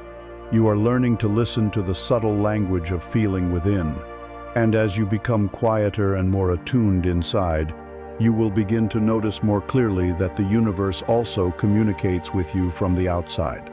The inner nudge of inspired action is often a direct response to an outer sign or symbol. Learning to recognize the feeling of the right action is one half of the divine conversation. Learning to read the symbols in your world that prompt that feeling is the other. This is the art of decoding the very language of reality itself. You have learned to listen to the feeling within, to discern the quiet hum of inspired action from the noisy clamor of fear. This inner attunement is one half of a divine conversation. The other half is learning to recognize the universe's reply. For the universe is not a silent, empty void. It is a living, breathing, intelligent consciousness that is in constant communication with you. It speaks to you not in words, but in the poetic and symbolic language of reality itself. To awaken to this conversation is to step out of a world of random, meaningless events and into a world of magic, meaning, and guidance. This is the art of decoding the symbols of the universe. You speak to the universe through the sustained, unwavering frequency of your feeling state. When you dwell in the assumption of your wish fulfilled, you are sending out a clear, powerful, and constant broadcast. The universe, being a perfect mirror and a faithful conversational partner, always broadcasts back.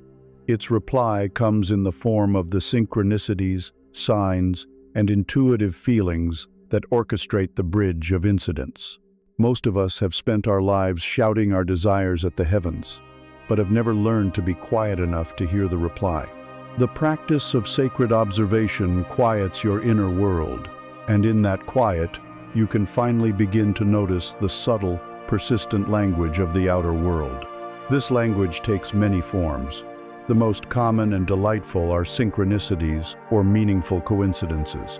These are the moments that defy simple probability and feel imbued with a sense of significance, a wink from the cosmos.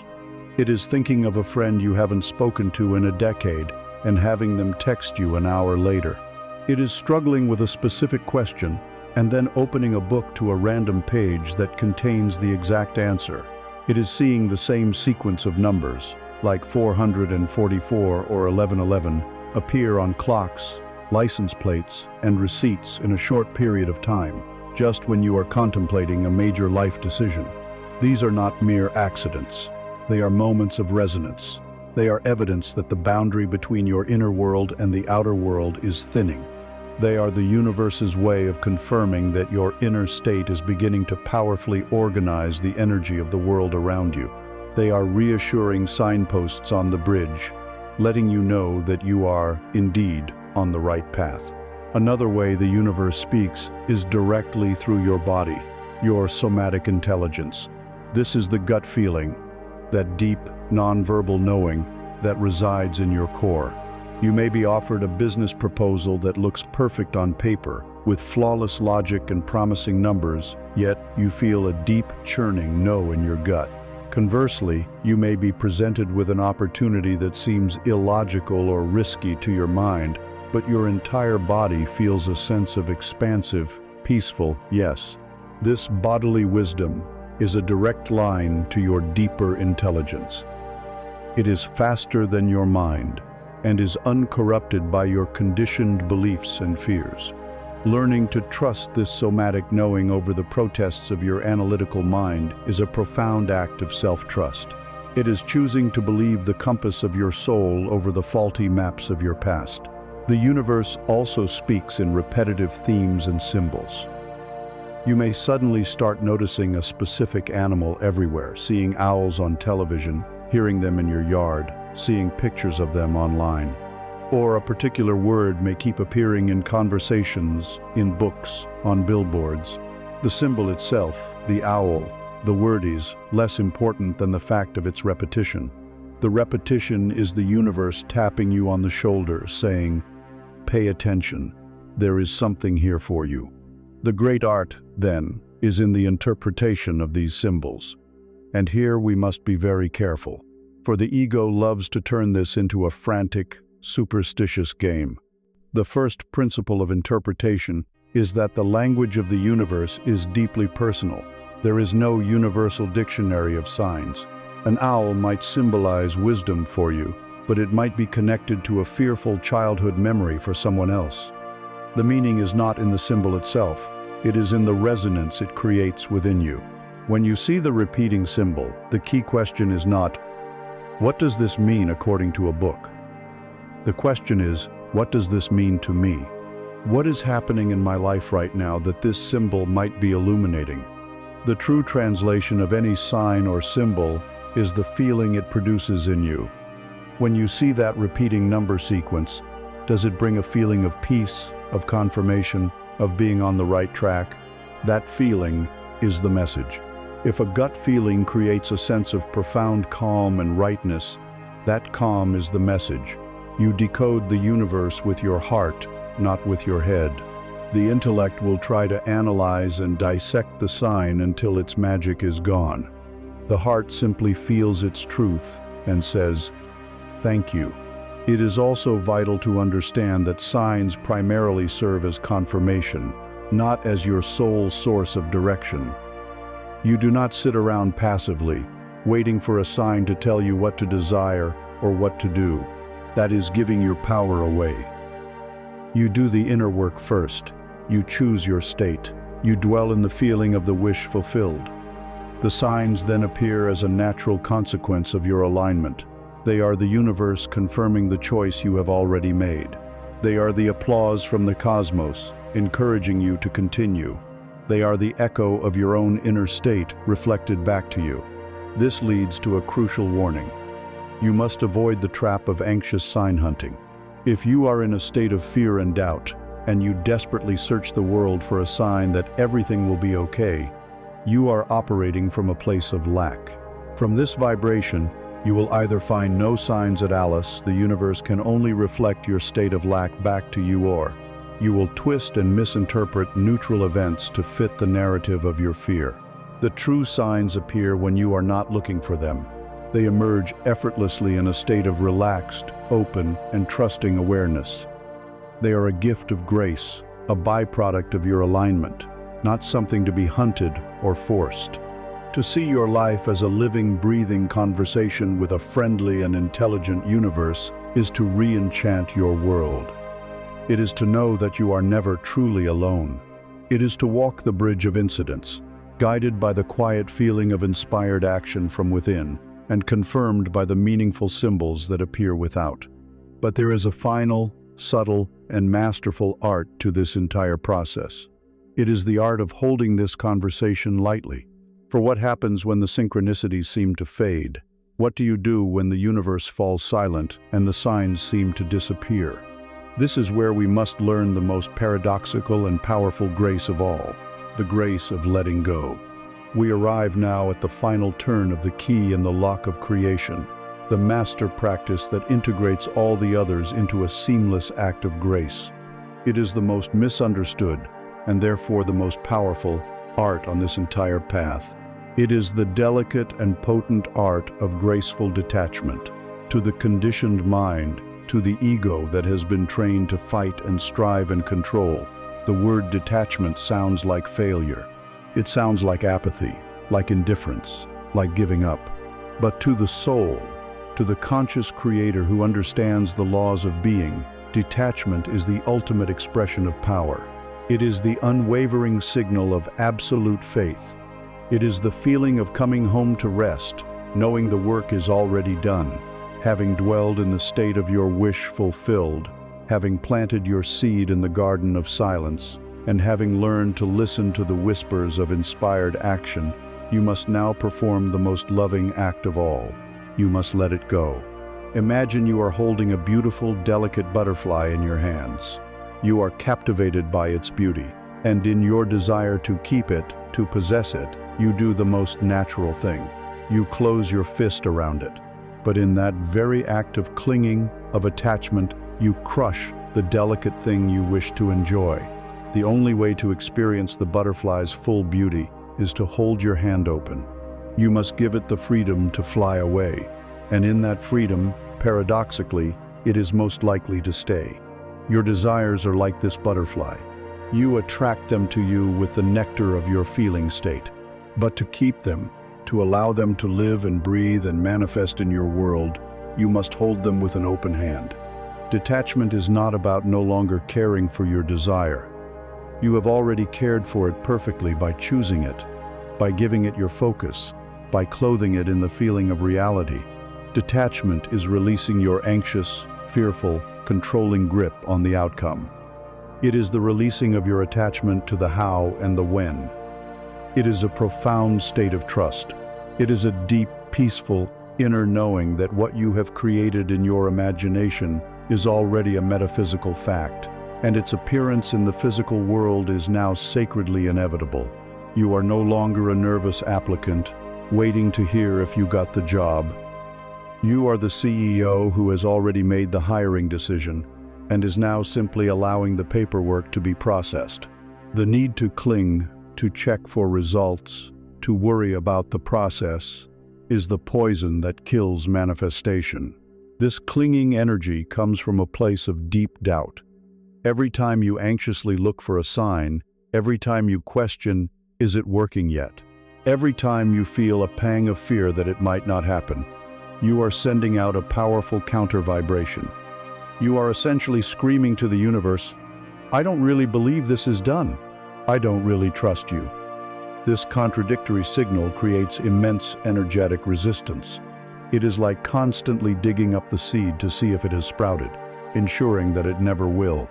It is like the master archer who, having released his arrow perfectly, then runs after it, trying to steer it with his hands in midair. He will only disrupt its perfect trajectory. Your work is to release the arrow of your intention and then to stand still, in trust, allowing it to find its target. The practice of graceful detachment is the practice of entering a state of mental Sabbath. In the story of creation, after 6 days of creative work, the divine rested on the seventh. It rested in the knowing that the creation was complete and it was good. In the same way, your creative work is done in your focused moments of imagination, in the drowsy state before sleep, in your periods of meditation. In these moments, you inhabit the state of the wish fulfilled with all the sensory vividness and feeling you can muster. But when that session is over, you must learn to drop it. You must come back to the present moment and go about your day. You wash the dishes, you answer your emails, you laugh with a friend, you live your life. You do not carry your desire around with you all day like a heavy, precious, fragile object that might break. You have placed your order with the infinite kitchen of the universe. You do not need to barge into the kitchen every 5 minutes to see if the chefs are working. You simply trust that the meal is being prepared. When the thought of your desire arises during the day, as it naturally will, your practice is to meet it with a different energy. Instead of meeting it with the longing energy of, "I hope it comes soon," you meet it with the calm, knowing energy of, "It is done." You might smile to yourself, a quiet, knowing smile. "Ah, yes," you think, "my beautiful new reality. Thank you." And then you gently let the thought go and return your attention to what is in front of you. You are neutralizing the charge of neediness. You are moving from a state of desperate wanting to a state of peaceful having. This also means you must trust the divine timing. Your ego operates on a linear, impatient clock. It wants everything yesterday. But the universe operates in a far more complex, holographic time, where countless events and lives are being orchestrated in a perfect, intricate dance. Your desire will manifest at the most perfect time, in the most harmonious way, for the highest good of all involved. To demand that it conform to your impatient schedule is to distrust the master choreographer. Sometimes, the universe needs to move other people into place, to open up other opportunities, to create the perfect stage for your desire's entrance.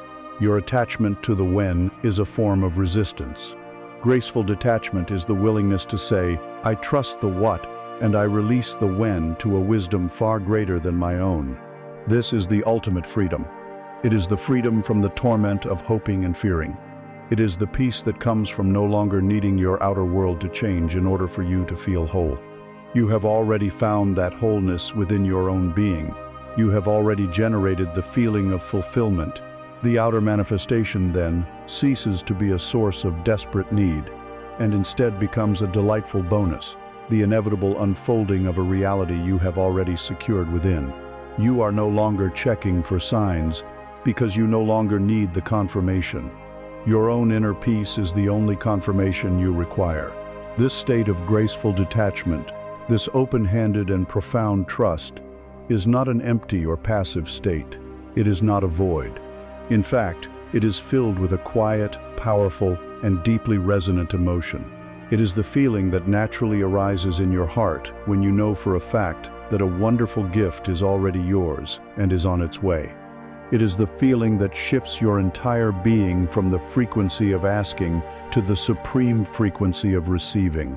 That feeling, the final master key that turns the lock on effortless manifestation, is gratitude. Gratitude. We have been taught that this is a response, a polite thank you offered after a gift has been received. It is the epilogue to a happy event. But in the deep, resonant physics of consciousness, this understanding is precisely backward. Gratitude is not the epilogue, it is the prologue.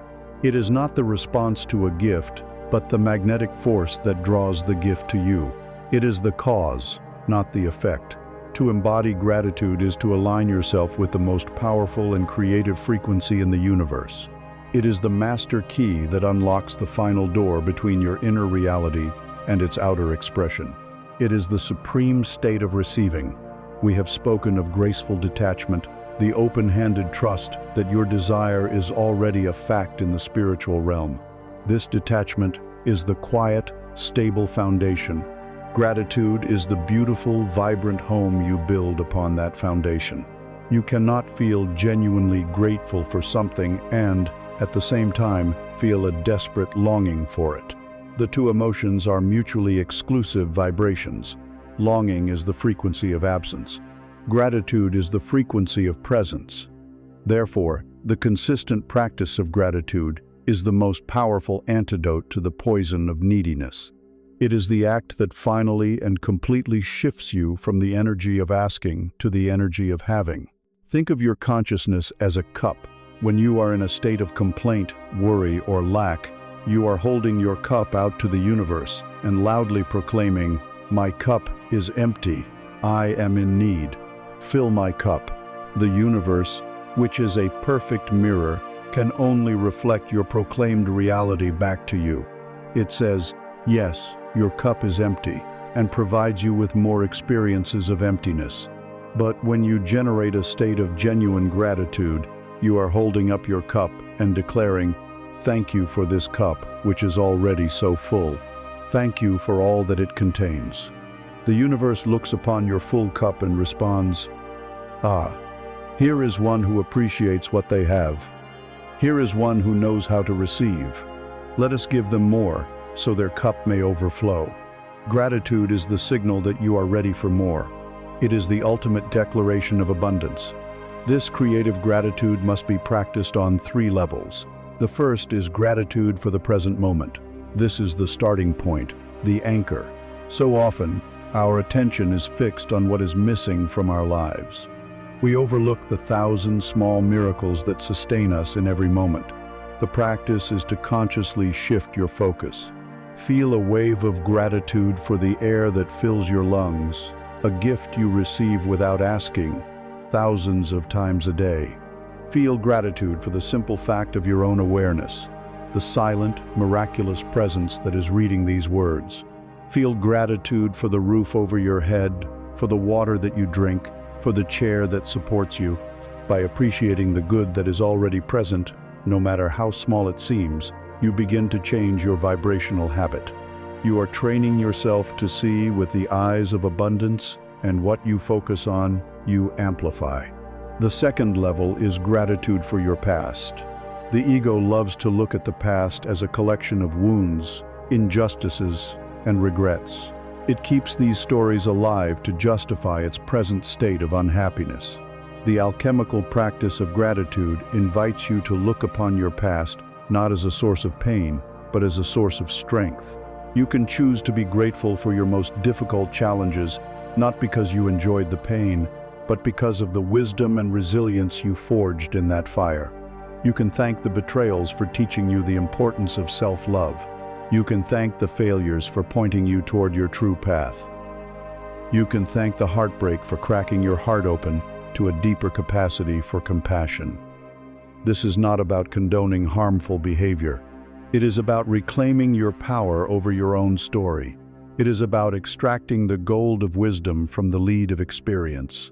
When you can genuinely thank your past for the person it has made you, you have truly healed it. Its echoes no longer have power over you. The third and most creatively potent level is the master practice, gratitude for the unseen. This is the final step in the creative process. You have assumed the feeling of the wish fulfilled. You have dwelled in that state.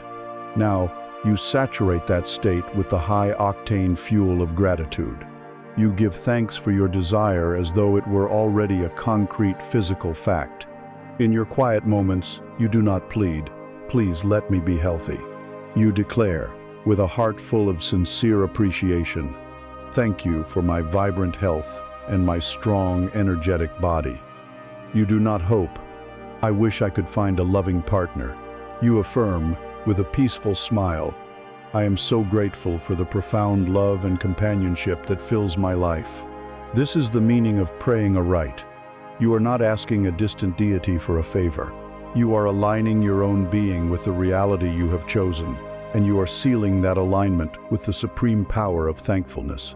Feeling gratitude for something that has not yet materialized in the physical world is the ultimate act of faith. It is a statement of absolute trust in the creative law of consciousness. It is telling the universe that you have so much faith in the reality of your imagination that you are already thankful for its physical birth. This unwavering, grateful faith is the most powerful signal you can possibly transmit. It dissolves all doubt, it collapses time, and it commands the elements of the world to rearrange themselves in harmony with your inner conviction. Think of it as placing a welcome mat at the door of your reality. A state of complaint, worry, or cynicism is like having a "beware of dog" sign on your door. It tells blessings and opportunities to stay away. A state of genuine gratitude is like putting out a beautiful, luminous welcome mat that says, "Good things are expected here. Miracles are welcome. I am open and ready to receive. You become a gracious host for the good you desire. Live in this feeling.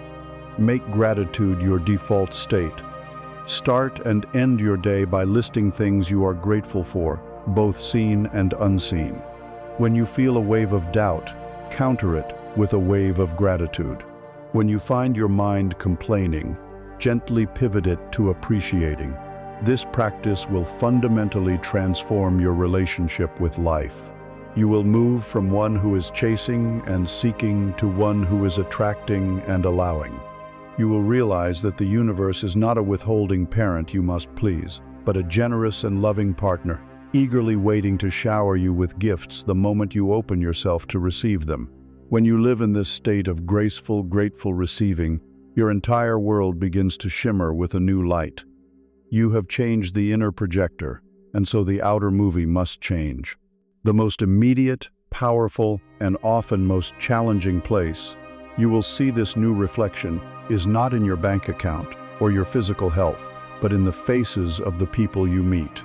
For every person in your life, from the most intimate partner to the most casual stranger, is a mirror, perfectly and impartially reflecting the state you hold within. And now, you are ready to finally understand what that reflection is trying to show you. We come now to the great theater of human relationship, the most intimate, dynamic, and often most challenging mirror we will ever face. The world has taught you to see others as separate beings, as actors on a stage who are independent of you. You see their actions as the cause of your feelings. They make you happy, they make you angry, they disappoint you. This perspective, while conventional, keeps you in a state of powerlessness, a victim of the whims and behaviors of others. But in the deeper reality of consciousness, this is a profound illusion. Every single person who walks through the landscape of your life, from the most cherished loved one to the most fleeting stranger, is a reflection. They are a living, breathing mirror, showing you a perfect and impartial image of the beliefs, feelings, and vibrations you hold within yourself. To understand this is to turn every relationship from a potential source of pain into a powerful opportunity for growth and self-realization. Your consciousness is a projector, and the world is the screen.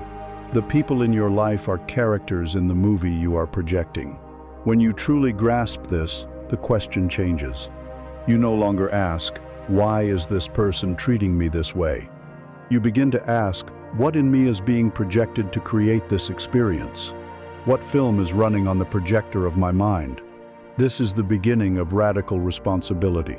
It is the understanding that others do not make you feel anything. Their words and actions simply trigger the feelings that are already present within you, waiting for a catalyst. The person who angers you does not gift you with anger. They simply reveal the anger that was already dormant within your own energy field. Let us first examine the positive reflections, for they are easier to embrace. When you find yourself deeply admiring a quality in another person, their effortless confidence, their boundless creativity, their serene kindness, you are not just seeing something that is separate from you. You are seeing a quality that exists as a powerful potential within your own being. The mirror of the other person is showing you what you are ready to acknowledge and embody in yourself. Their presence in your life is an invitation from the universe to awaken and express that dormant aspect of your own soul. The inspiration you feel is your own higher self, recognizing itself. Instead of putting them on a pedestal, the correct response is gratitude. Thank you for showing me the confidence that I am ready to become. As you persist in dwelling in a new state of being, a state of worthiness, abundance, and love, you will notice a magical shift in the mirrors around you. People will begin to reflect your new assumption back to you. Strangers will be kinder. Colleagues will be more cooperative. Your loved ones will seem more appreciative. It will feel as though the entire world has changed. In truth, the world has not changed at all. You have simply changed the film in your projector. You are broadcasting a new frequency, and the people in your life, as energetic resonators, have no choice but to begin harmonizing with your new song.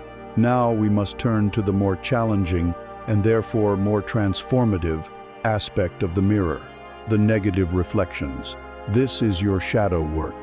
Your shadow consists of all the parts of yourself that you have judged, repressed, and denied. The traits that you most despise and judge in other people are almost always the very traits that are living unhealed in your own shadow.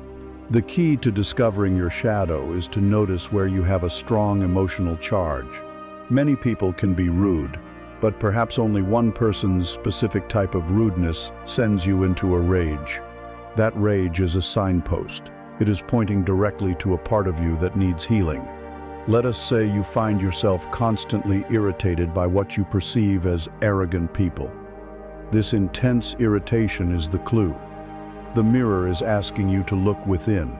Perhaps you were taught as a child that it was wrong to be proud of your accomplishments, that you must always be humble. As a result, you repressed your own healthy self-esteem. Now, when you see someone else freely expressing their confidence, which your conditioning labels as arrogance, it triggers the wounded, repressed part of you that was never allowed to shine. The person is not your enemy, they are your teacher. They are a divine messenger, sent to show you where you have abandoned yourself. Consider the person who triggers in you a feeling of being unseen or ignored. Before, you would blame them. They are so self-absorbed, they never listen. Using the principle of the mirror, you must turn the question inward. Where am I unseen and unheard by myself? Where do I ignore my own intuition and my own needs? Where do I hold the core belief that I am not important enough to be heard? As you begin to listen to yourself, to value your own voice, and to heal that core belief, you will find a miraculous thing happens. Either the other person will begin to listen to you, or they will drift peacefully out of your life, their purpose as a mirror for that particular wound having been fulfilled. The practice of using others as a mirror is a profound spiritual discipline. When you feel triggered by someone, the first step is to pause. Resist the automatic reflex to blame or lash out. Take a deep breath. In that sacred space of pause, you withdraw the finger of blame you are pointing at them, and you gently point it back at your own heart. You take full ownership of the feeling that has been activated. This anger, you acknowledge, is mine. This feeling of worthlessness is in me. Then you ask the mirror question. What is this person showing me about myself? What unhealed belief within me is their behavior reflecting? You are not looking for a way to excuse their behavior, but for a way to liberate yourself from your reaction to it. You might realize that your boss's criticism triggers you so intensely because it mirrors your own inner critic, the voice that tells you that you are never good enough. Your boss is merely giving an outer voice to your own inner tormentor. Your work, then, is not to change your boss, but to heal your relationship with your own inner critic. As you do this inner work, as you use the alchemical process to meet these triggered wounds with love and compassion, you begin to heal at the deepest level. You are no longer trying to rearrange the reflections in the mirror. You are cleansing your own face. And as your face becomes cleaner, the reflection in every mirror you encounter becomes clearer and more beautiful. You stop attracting people who mirror your wounds, and you start attracting people who mirror your wholeness. Your reality transforms because you have transformed. This is the ultimate empowerment. It is the realization that no one has power over your emotional state unless you grant it to them. It is the understanding that every interaction is an opportunity to learn something profound about yourself. You begin to walk through the world with a sense of compassionate curiosity rather than defensive judgment. You see the challenging people in your life not as adversaries, but as your most dedicated, if unwitting, spiritual teachers. As you master the art of reading the great mirror of your relationships, you learn to see the entire world as a living feedback system for your inner landscape.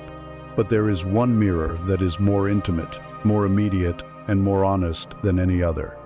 It is the mirror that you inhabit every second of every day.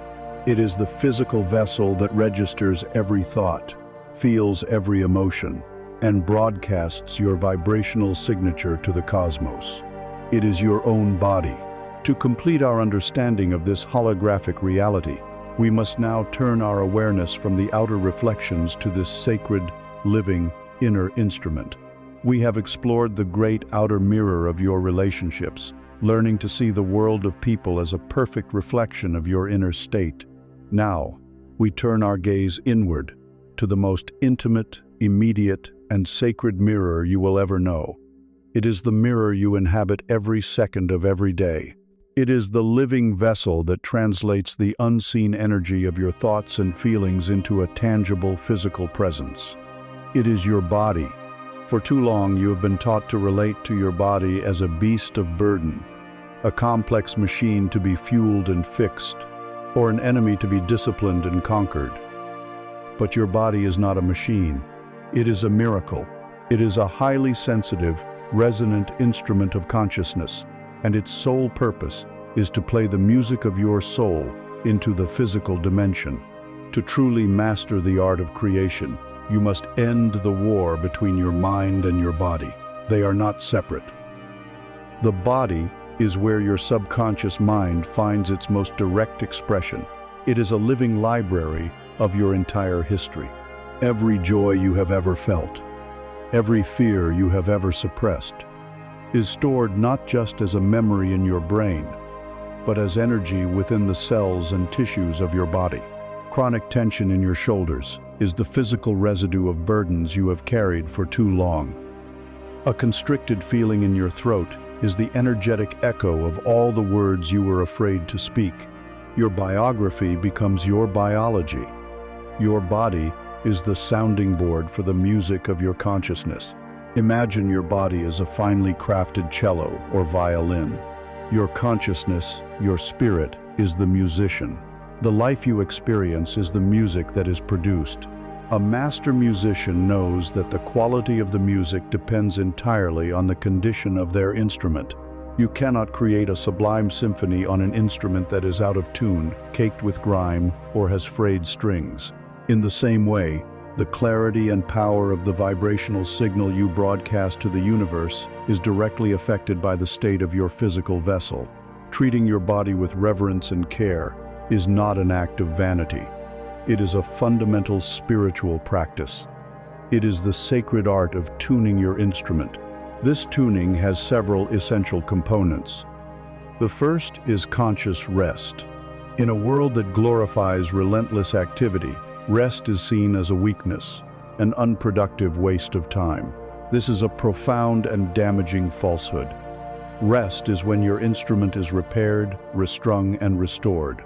Deep, restorative sleep is a form of spiritual alchemy, a time when your nervous system recalibrates, when the energetic lessons of the day are integrated, and when your subconscious mind works undisturbed to heal and regenerate your cells. To deny yourself adequate rest is to refuse to put your precious violin back in its case, instead leaving it out in the rain and expecting it to play beautifully the next day. Honoring your need for rest is a declaration to the universe that you are worthy of care and restoration. The second component is conscious nutrition. The food you eat is not just fuel, it is information, it is vibration. Every meal is a choice between introducing a clear, high-frequency vibration into your system or a dense, low-frequency one.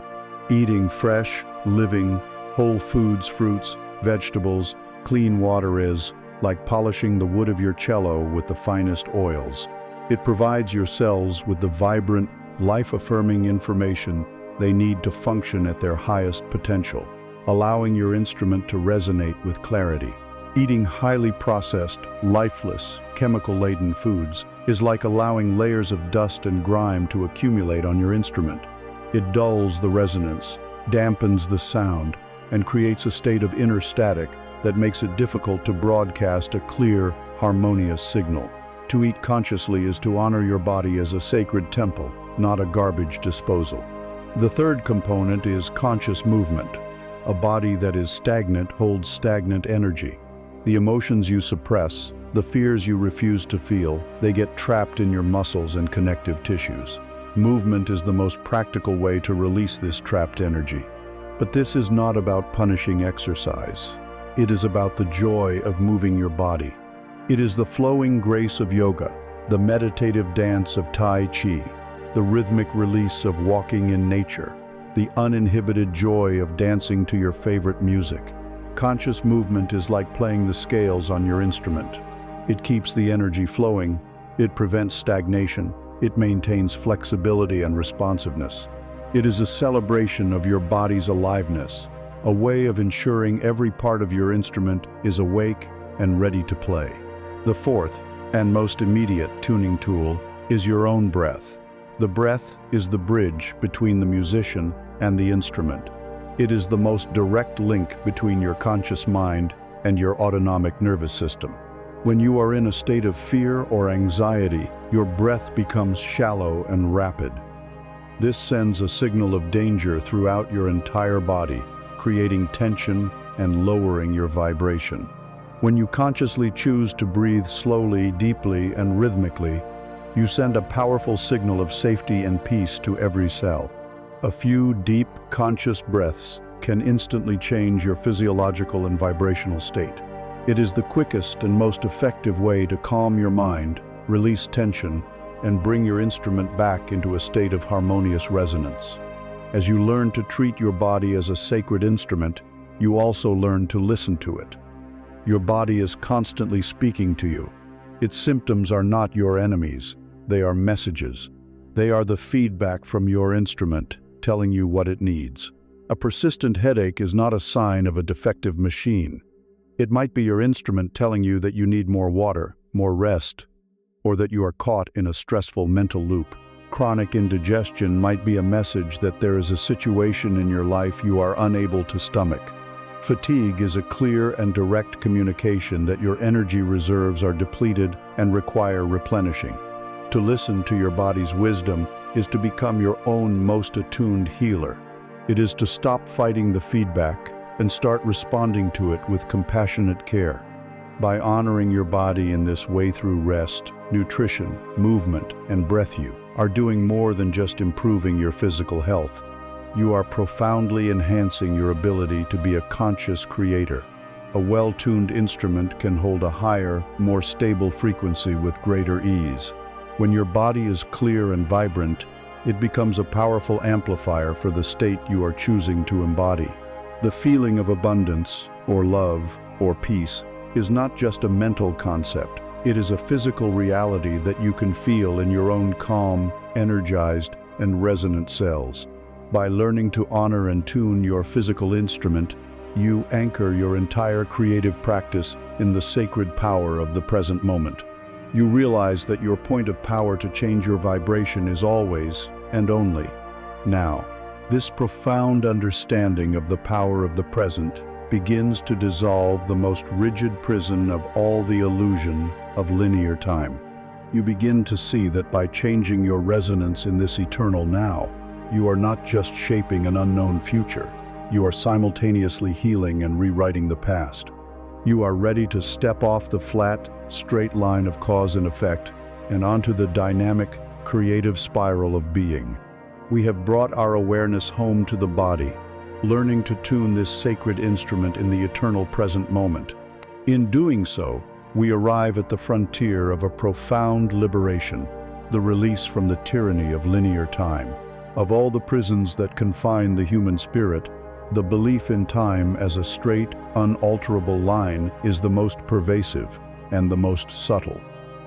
You have been taught to see your life as a fixed track.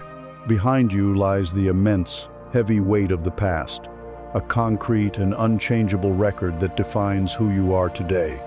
Ahead of you lies the vast, unknown, and often menacing future, a destination you must race towards with constant effort and anxiety. And you, your conscious self, are but a single powerless point on this relentless conveyor belt, trapped between a regretful history and a fearful destiny. This belief is the source of all human pressure. But this straight line is an illusion.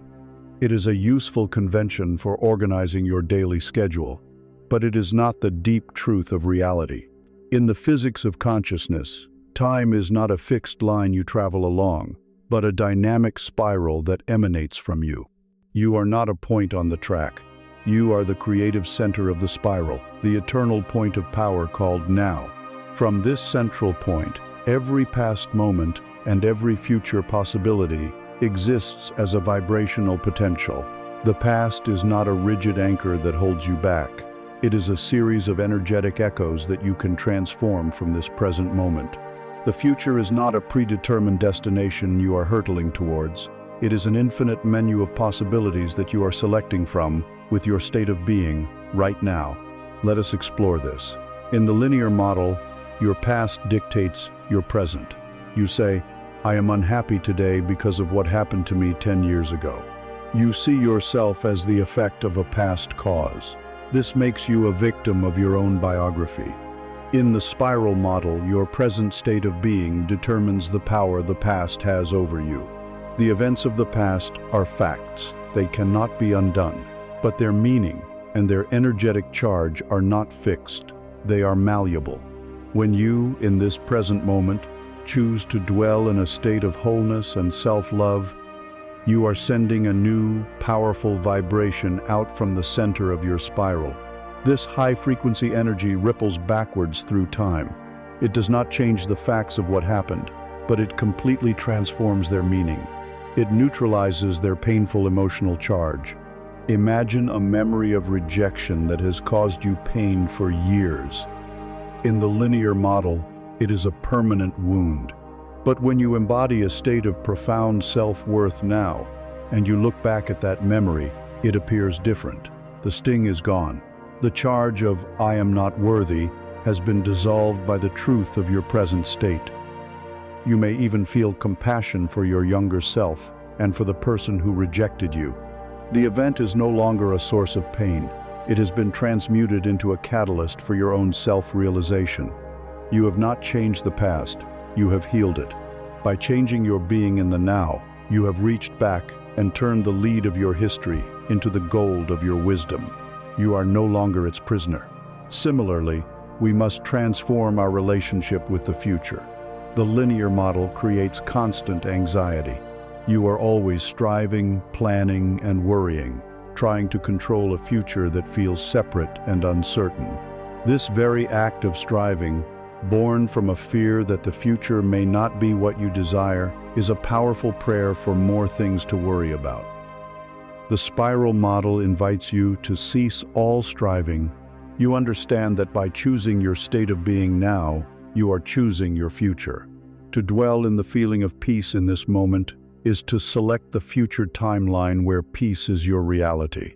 To embody the feeling of abundance now is to activate the potential future where abundance is your normal experience. You are not chasing a future, you are generating it. You are not traveling to a destination, you are calling the destination to you. The practice, then, is to release yourself from the psychological weight of past and future and to anchor your entire awareness in the creative power of the now. When a regretful thought about the past arises, see it for what it is, an echo from a previous point on the spiral. Thank it for its lesson, and gently return your awareness to the state you are choosing to embody now. When an anxious thought about the future appears, recognize it as the ego's attempt to pull you out of your point of power. Gently release it and reaffirm your trust in the creative process. Your mantra becomes, "The past has no power over me. The future is born from my being, now. My only point of power is now." Living from this perspective of spiral time is profoundly liberating. The desperate sense of urgency that haunts modern life begins to dissolve. The frantic need to get there or make it happen is replaced by a calm, joyful unfolding. You realize you are already there in consciousness, and the physical world is simply catching up in its own perfect timing. The burden of regret is lifted from your shoulders. You realize that no matter what has transpired in your life, you are not defined by it. You are a new being in every single moment, with the absolute freedom to redefine yourself and your reality now. This leads to a natural state of deep presence. You are no longer using the present moment as a stepping stone to a better future or as a platform to lament the past. You realize that this moment, this eternal now, is all there ever is. It is the only point of access to the creative field of the universe. It is the only place where life is actually lived. To become fully present is to stand at the powerful, creative center of your own universe. Think of your life as a book. In the linear view, you are forced to read one word at a time, one page at a time, with no knowledge of what comes next. In the spiral view, you are the reader who understands that all the pages of the book, past, present, and future, exist simultaneously. Your awareness, your feeling state, determines which page you are currently reading. You can, in your imagination, turn to the last chapter and feel the triumph of the story's resolution. Then, you can turn back to the current page and live it with the serene confidence of knowing how it all turns out. You are no longer a character trapped in the plot. You are the consciousness for whom the entire story exists. To live on this creative spiral is to be free from the chains of past and future. It is to recognize that your entire universe is born out of this single, potent, eternal moment of now. And this realization brings us to a final and most profound inquiry. What is the nature of this now? What is the substance of this present moment in which all creation takes place? What is the source from which all spirals of time and all possibilities of existence emerge? To find this ultimate answer, we must journey beyond form, beyond thought, and beyond time itself. We must journey into the vast, creative, and generative silence that contains everything. Let us now take the final step inward. We have peeled back the layers of doing, journeyed beyond the architecture of belief, and stepped off the straight line of time. We have followed the thread of our own awareness, past the echoes of the past, past the identity of the body, past the reflections in the mirror of the world. We ask the ultimate question: what remains when all the layers of story and form have been gently set aside? What is the nature of the eternal now from which all of creation spirals forth? The journey ends where it has always been. We are journeying home, into the vast, pregnant, and generative silence that contains everything. The mind, which is a tool of differentiation and definition, recoils from this idea. To the mind, silence is an absence, a nothingness, a void to be feared and filled at all costs. Your entire life has been a frantic effort to escape this silence. You have filled it with noise, with activity, with thought, with drama, with anything to avoid confronting what you perceive as an empty abyss. But the great spiritual traditions of history have all pointed to the same profound truth. This silence is not empty. It is the fullest thing in existence. It is not nothing. It is the no thing from which all things arise. It is the unpainted canvas upon which the masterpiece of the universe is painted. It is your true nature and your true home. Consider the music of a symphony. What gives the music its power, its rhythm, its emotional depth? Is it merely the notes? Number A. Series of notes without pause is just a cacophony, a wall of noise. The music is created by the silence between the notes. It is the silence that gives each note its meaning, its beginning, and its end. It is the silence that allows the melody to breathe. You are the silence, not the notes. Your thoughts, your feelings, your life experiences, these are the notes, beautiful and transient. But your essential, eternal nature is the silent, aware presence that makes the music of your life possible. Without you, the silent listener, there would be no song. This silence has been given many names by those who have experienced it. God, Source, Brahman, the Tao, the quantum field, pure consciousness. The names are fingers pointing at the moon. They are not the moon itself. Do not get caught on the names. The goal is not to have an intellectual concept of the silence, but to have a direct, intimate experience of it. It is the source of your being. It is the water of the ocean, while your personality is just a temporary wave upon its surface. The wave rises, crashes, and returns to the ocean, but the ocean itself is not diminished. The wave is a momentary expression of the ocean. You are a momentary expression of this vast, silent, intelligent presence. What are the qualities of this silence?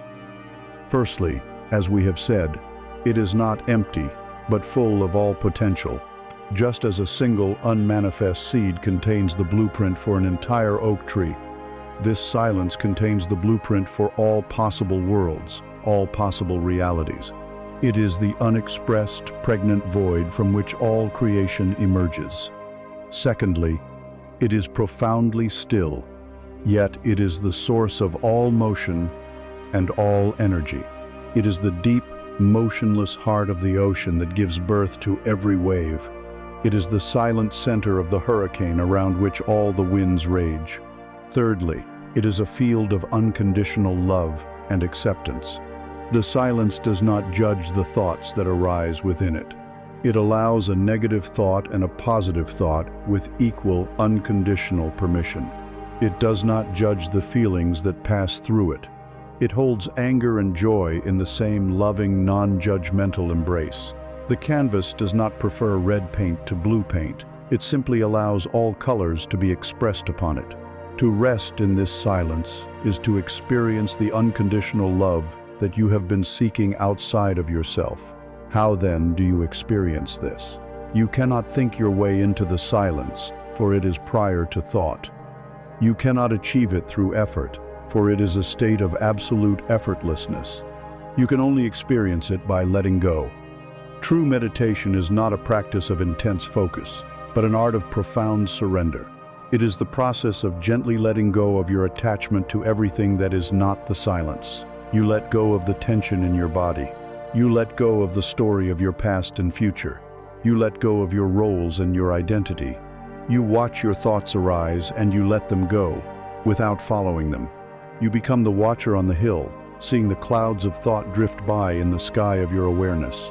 In the beginning, the thoughts may seem incessant, but if you persist gently, you will begin to notice tiny gaps between the thoughts. A microsecond of pure, thought-free awareness. This gap is the doorway. This is the crack in the veil through which the light of the silence shines. At first, it is just a flicker, but as you learn to rest your attention in these gaps, they will begin to widen. You will find yourself resting in a state of pure, thought-free presence for longer and longer periods. This is not a blank or trance-like state. It is a state of heightened aliveness, a vibrant, peaceful awareness that is untroubled by mental noise. You can also use the outer world as a gateway. Find a place in nature, far from man-made noise. Listen to the silence behind the sounds of the birds or the wind. Listen to the spaces between the sounds. The outer silence is a reflection of the inner silence, and it can help to attune your being to its frequency. To connect with this silence is to connect with the source code of reality. It is to place your awareness in the field of infinite potential. This is why an intention set from this deep state is so incredibly powerful. An intention from the ego mind is a request shouted from the surface of the ocean. It is buffeted by the waves of doubt and fear. But an intention impressed upon the deep silence of your being is a command given at the very bottom of the ocean. It creates a powerful, deep current that will inevitably change the pattern of the waves on the surface. When you feel your desire as a present fact from within this deep state of stillness, you are not just hoping for a result. You are aligning with the creative matrix of the universe itself. You are co-creating with the very source of all that is. To touch this, silence, even for a moment, is to be changed forever. It is to heal the original wound of separation. It is to realize that you are not a limited, fragile being, struggling to survive in a hostile universe. You are the universe itself, masquerading as a person for the joy and adventure of discovery. You realize that your true nature is one of peace, love, and infinite creative potential. The goal of life, then, is not to escape the world, to remain in this silence forever. The goal is to bring the quality of this silence back with you into the world of form. This realization frees you from the desperate need for answers. The ego mind wants certainty. It wants to define reality, to label it, to put it in a box. But when you have touched the infinite, you understand that any answer that can be put into words will always be too small. The goal, then, is not to arrive at a final, static definition of truth. The goal is to learn to live your life from this place of open, creative wonder. It is the art of laying down your desperate need for certainty and instead learning to live as the sacred question. And so, we emerge from the deep and fathomless silence, not with a stone tablet of rigid answers, but with a heart softened and opened to mystery. We have journeyed to the very source of our being, the unmanifest field of all potential, and we return to the world of form not as we were, but transformed. The greatest error one can make after touching the infinite is to try and capture it, to define it, to build a new and more spiritual box of beliefs around it. The final stage of mastery is not in knowing all the answers, it is in falling in love with the questions. It is the art of learning to live your life as a sacred, open-ended inquiry. The human ego craves certainty. It builds its identity and its sense of safety on a foundation of answers. These answers are the beliefs we have held. This is who I am. This is how the world works. This is what is possible. For a time, this house of answers provides a sense of security, but eventually, we realize it is not a sanctuary. It is a cage. An answer is a conclusion. It is a closed door, a finished thought. When you have an answer, you stop looking, you stop listening, you stop being open to the miraculous and the unexpected. Your reality becomes a closed feedback loop, endlessly confirming what you already believe, shutting out the infinite possibilities that are constantly whispering at your door. The ultimate tyranny is not ignorance, but the illusion of knowledge. The path of liberation is to gently dismantle this house of answers and to learn to live in the wide-open field of the question. This does not mean you abandon your desires or the state of your wish fulfilled. You still hold your assumption as your North Star, your guiding principle, but you release your rigid intellectual grasp on how it must look and how it must unfold. You trade the declarative statement of the ego for the creative inquiry of the soul. There is a profound and subtle magic in a well-posed question. A statement like, "I am wealthy," can sometimes create a backlash from the ego, which immediately raises all the evidence to the contrary. But a question like, "I wonder what it would feel like to live in a state of absolute financial ease and freedom," is gentle. It is curious. It bypasses the resistant gatekeeper of the conscious mind and speaks directly to the creative subconscious. A question is an invitation. It is an opening. It creates a vacuum that the universe, in its nature, yearns to fill. Living in the question, "I wonder what delightful surprises are on their way to me today," opens your perception to notice synchronicities and opportunities you would have otherwise missed. It is a state of playful, expectant wonder, rather than demanding need. This is the mindset of the explorer. An explorer does not fear the blank spaces on the map. She is irresistibly drawn to them. Her joy is not found merely in arriving at a predetermined destination, but in the process of discovery itself. She trusts her compass, your sustained feeling state, but she is excited by the unknown terrain through which it will lead her. She knows that the greatest discoveries are often made when one gets lost, when one abandons the known trail and follows a path of pure intuition. To live as the question is to become an explorer of consciousness. Your life ceases to be a problem to be solved and becomes a magnificent adventure to be lived. How does this look in your daily life? When you are faced with a challenge or a problem, the old way was to frantically search for an answer, to figure it out with the limited, anxious mind. The new way is to hold the challenge lightly. You acknowledge it, and then you release it into the field of your awareness with a creative question. I wonder what a truly elegant and harmonious solution to this would look like. Or, what is this situation trying to teach me? You pose the question, and then you let it go, trusting that the answer will arise in its own perfect time, often in a form more brilliant than your conscious mind could have ever conceived. In your relationships, you let go of the need to label and define people. Instead of deciding, this person is difficult, you can ask, I wonder what this person is reflecting to me about myself, or I wonder what love is asking of me in this interaction. This shifts you from a state of judgment to a state of compassionate curiosity and opens the door for connection and healing where before there was only conflict. Regarding your own desires, you hold the assumption of the end state, but you live in the wonder of its expression. You assume the state of perfect health, but you live in the joyful question. I wonder what amazing adventures my vibrant, healthy body will lead me on. You assume the state of being loved, but you live in the open-hearted inquiry. I wonder in what beautiful and surprising ways this love will express itself today.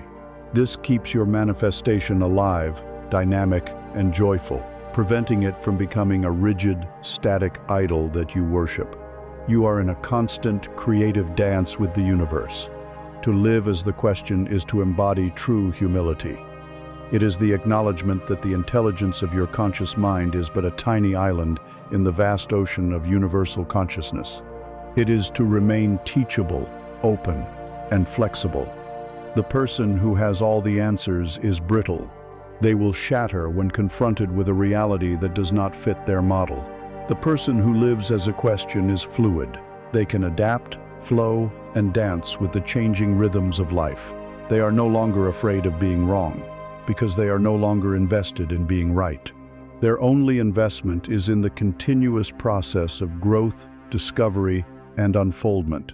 You have now come full circle. You have journeyed from the noisy shore of the striving world to the deep, silent ocean of your own being. And now, you return to that shore. But you are not the same person who began the journey. You are no longer a thirsty person, desperately digging for water. You are the ocean itself, looking out at the world through a pair of human eyes. The seeking has ended because you have found the source. The struggle is over because you have realized it was always an illusion, born of a mistaken identity. You are finally ready to simply be. You are ready to live not in a state of anxious getting, but in a state of graceful unfolding. You are ready to walk through the world not with a mind full of conclusions, but with a heart full of wonder. We began our journey together at the edge of a great river, seeing its current as an adversary to be fought. And now, after our long walk through the inner landscapes of being, we return to that very same river, but we see it with new eyes. You have learned that the current was never your enemy, but your guide. You have learned that the struggle was never required, and that the flow is your natural state. The destination you were fighting so hard to reach was, all along, waiting patiently downstream. You have stopped trying to push the river. You have learned, finally, how to float. This entire journey was not about adding more knowledge or more techniques to your mind.